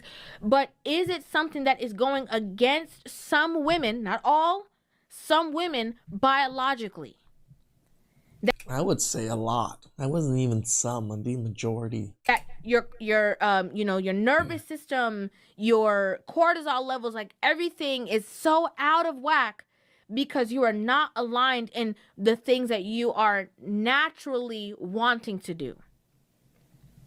You are operating out of this energy of trying to perform for everybody else. But it is not true to what it is that you actually want to do. And I mean, I feel men feel the same way. We have to perform. We have to create these acts to be a better person or, show others that we are valued or have value. So I get it. I think men understand this very well. I think that these conversations need to be had more on a consistent basis because I think that while women are out here, chasing the bag and doing this and then feeling like their biological clock is ticking and just having a baby with a boyfriend or just having a baby because of a rite of passage and not really understanding how much it's going to actually change you, you don't know what's going to happen. True. Okay, I saw another woman talking about this on TikTok and I completely agreed with what she had to say. Did anybody else see Naomi Osaka's recent interview after she lost her match? I mean, all of her interviews are pretty consistent since, having her child. She is just so negative. She is so hard on herself. And it's very clearly postpartum depression. But, no offense, but this is the reason why I will not have a child before I'm married. Everybody's body is different. You don't know how your body is going to respond to pregnancy, not just physically, but mentally, the toll that it takes on your body, right? And there's other athletes that have been able to bounce right back after pregnancy. I do believe that's, also because they probably had a very supportive spouse and they were very stable. And then everybody's body is just different. And clearly hers is not, bouncing back the way that she thought it would. And it's taking a toll on her mentally. It's very obvious. Nonetheless, I'm just not going to risk my physical, mental health, potentially my career, for a man that I'm not married to. I understand that marriage is it doesn't mean that it's going to last, but there are benefits that come with marriage. Correct. And I feel like me personally, I'm not going to marry just anybody. So I'm going to really take my time when I, get with my husband. But nonetheless, I'm not risking, that for a boyfriend. Seeing her interviews is so sad. There's just sadness in her eyes. And I just don't think that she's ready to be back on the court. You have no idea how it's going to affect you. You have no idea the person that you're going to become. You have no idea, the changes that women go through. I've seen when I say crazy changes, you just become a whole different person. You shed that old person and you become somebody new. And sometimes the somebody new is a better version of that. I think Riva, it's hard for me. I don't want to go against you, but I think it's quite the opposite when it's women that don't want to be mothers. There's a lot of women that don't change, right? The ones that have kids and still want to go out, they leave their kids with their mothers or whatever it is, and they still go out every night to be 304s. There's actually a lot of those women now too. I don't know if those outweigh the good women that want to be mothers, but we just see so many of them. Person sometimes, and single motherhood is at an all-time high and rising. The somebody new is a more timid version of that person. Sometimes you just can't find happiness because you're mourning the life that was and the person that you were with your own autonomy and not having to, have somebody else on the outside of you always needing you for something. There's so many different changes and ebbs and flows and rearranges, but being in a space that you were able to cater to those changes Not trying to get back out there in the rat race and prove that you got to be on top and, be in your masculine energy trying to fight for things. Sometimes being in those spaces and being cool in the calm, taking your break, taking your space, focusing on what's important. Sometimes trying to compare women to men, as women try to do it all the time. They You have to do. understand that we are not made the same way, and that is That we're completely not. okay. Men can, they come home for the break with the children, they back on it. It's true. Very different. We have very different makeups. Right. Starting a fashion brand shouldn't feel impossible. Other print-on-demand platforms claim to support creators. You can only build your dream fashion brand with TapStitch. Premium quality blank. I wanted to have an honest mom conversation because I'm experiencing this weird thing where I came back to work after maternity leave. My daughter she just turned a year old. And I gave myself grace for the first couple months. I was like, okay, like it might feel weird. It's a completely different lifestyle, I guess, going from staying at home to working. But it hasn't really gotten that much easier. And I don't know if it's like the level of stress and pressure that I feel in my job now, but I always thought that because leading up to my pregnancy and having my daughter, I was very much career focused, I guess. Like I liked what I did, I mean, to an extent, but I liked what I did, and I've always worked. Like from as early as I can remember, the second that I could work, I worked. So I thought coming back after mat leave would be the same, where I'd have the same drive and the same fulfillment from my career, but now I don't have that. Women who are choosing their careers over starting. I mean, children are awesome. I love kids, right? Like my nieces and nephew, play with them all the time when we have family gatherings. Uncle Red over here is the only one that doesn't have kids. So out of all of my cousins, right. And my Same here. family's the only one that doesn't have grandchildren. So I don't have kids. My brother doesn't have kids, nor does my sister have kids. So my family is the only. My dad is the only non-grandfather in the family. Everybody else has grandchildren. So yeah, so I get to play with a lot of little nieces and nephews. Starting families are finding themselves leaning more onto medicines like Xanax, anxiety-inducing medicines, and depression because they suspended that time frame where women really should be looking to find a partner and to start a family because they were instead pursuing their I career. really feel for her. If you guys want me to be honest with you, I really do. I think that she's trying her best. She looks like somebody who is treading water right now, just trying to keep her head above water. And it's heartbreaking to see that situation. It really is. And the decisions that led up to the situation. But hopefully she will take a step back. Hopefully people will intervene and hear what she said about not having anything positive to say about herself, and tell her like, no, you need some air. You need to breathe. You need to just, either take some space, take a couple years, do things that matter to you. And then if you feel within yourself that you want to come back to the game, then do that. But we do not want to see you, crash out, Shrugging along, have these meltdowns, literally break Nobody yourself want that apart at all. And, then you can never come back to the space. You understand what I'm saying? I'd like to know what you guys think about this in the comment section down below. Yeah, that's straight up. I always say it. Kids are awesome.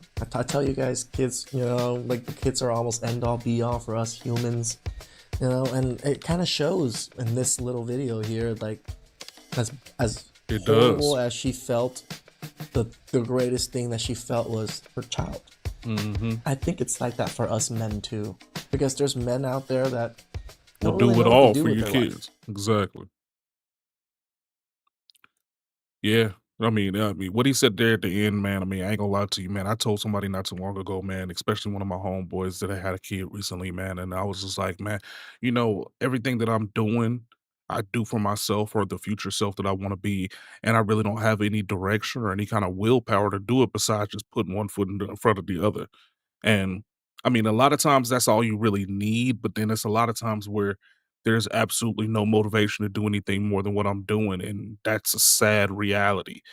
Um, there are times where people could supplement these feelings just by having a child. And I hate to put that kind of power into just creation or whatever like that, but it's literally the crux of a lot of people's ideology with the world and how they live and the life that we are living right now in this day and age. And I mean, I hate to say it, but I mean, it's the truth. I mean, I see how much having children changed the mentality of people around me before, and sometimes they don't change at all, and then they end up having situations where the kids end up being a direct reflection of what they have not changed in their life, and then they subsequently have to change. You know what I'm saying? Um, I think children are a beautiful thing, man, and we all have to protect them. We have to find a way to make sure everybody and everything around them is protected and well versed in the ways of the world. And, you know, we just gotta be safe, man. We gotta make the right decision when it come down to who we're procreating with and the people that not just on a personality basis, but at a genetic basis. And you need to be more proactive and reactive when it comes down to parenting because we don't a lot of times, especially with first time parents, we don't know how any of this stuff is supposed to work. We don't know how these people are supposed to think, how they're gonna react, what what will they do, what won't they do, what they need and what they don't need. And when you have the eye of scrutiny by the public perception just over looming over top of you, a lot of times you try to fit yourself into a puzzle piece in which you did before, but it's impossible to fit that when you have a complete change of ideology due to the fact that you created another life and you want to move different. So we got to put more grace into these parents, especially in these the entering years when they're first starting up on these the parental journey, as well as the ones that are currently enthralled in it, right in the midst of it, man. Because I mean, every single part. If you don't remember how your life was when you was growing up, every single part of your journey as a young person and as a kid growing into adolescence, teenage years, and into eventually adulthood are big, huge steps in your life and huge steps in progression and growth for not only you but your parents as well. Because I mean, if you think about it like this, man, I'm at the age currently when I started understanding what exactly my mom was going through, and before me, and she had me at 21. I was 13 when we first moved into our new home, our first home, and she was 36. She didn't know shit. I don't know shit. We all just over here winging it. And once we understand that, man, a lot of these people will get a little bit of grace just inherently just from the world because everybody's just winging it, man. We all have to think about it like that. We all have to believe that it's a learning curve that we just haven't even got a chance to even look at yet, you know? And we just all got to do better. But that's all I really got for today, man. I ain't got no more videos, man. Y'all be easy, y'all be safe. And if you make some money that I'm not around to see you make sure you bring that receipt so I know you're ballin'. Peace.